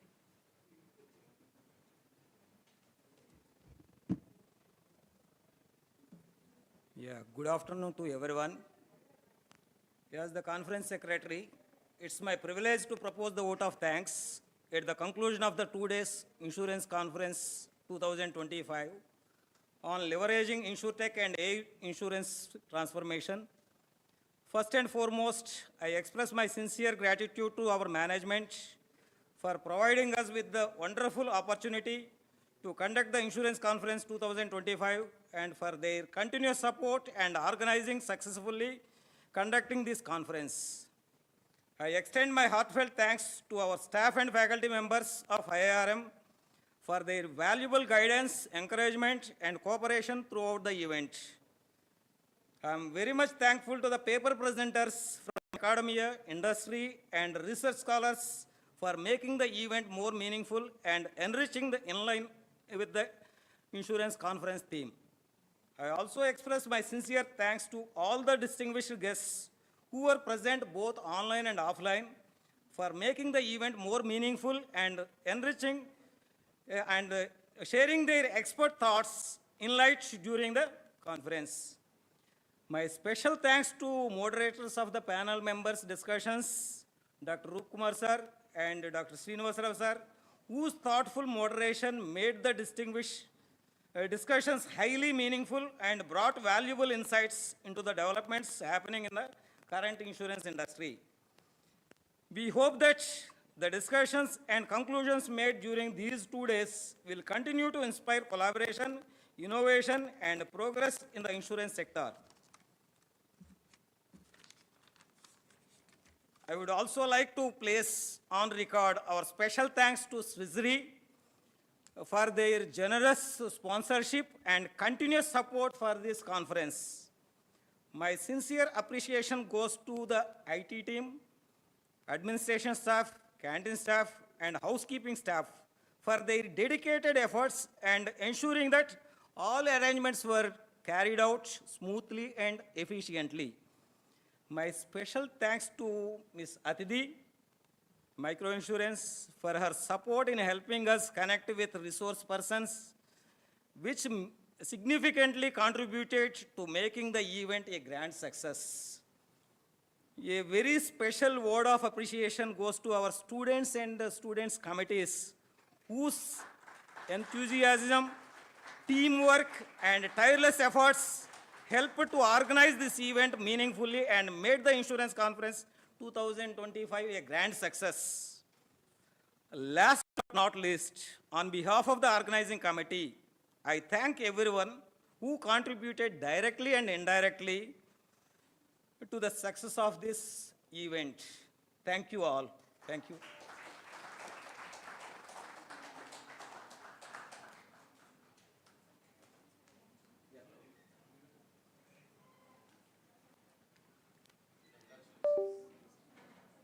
We now request everyone to kindly proceed for lunch. Thank you all once again for being the part of this conclave.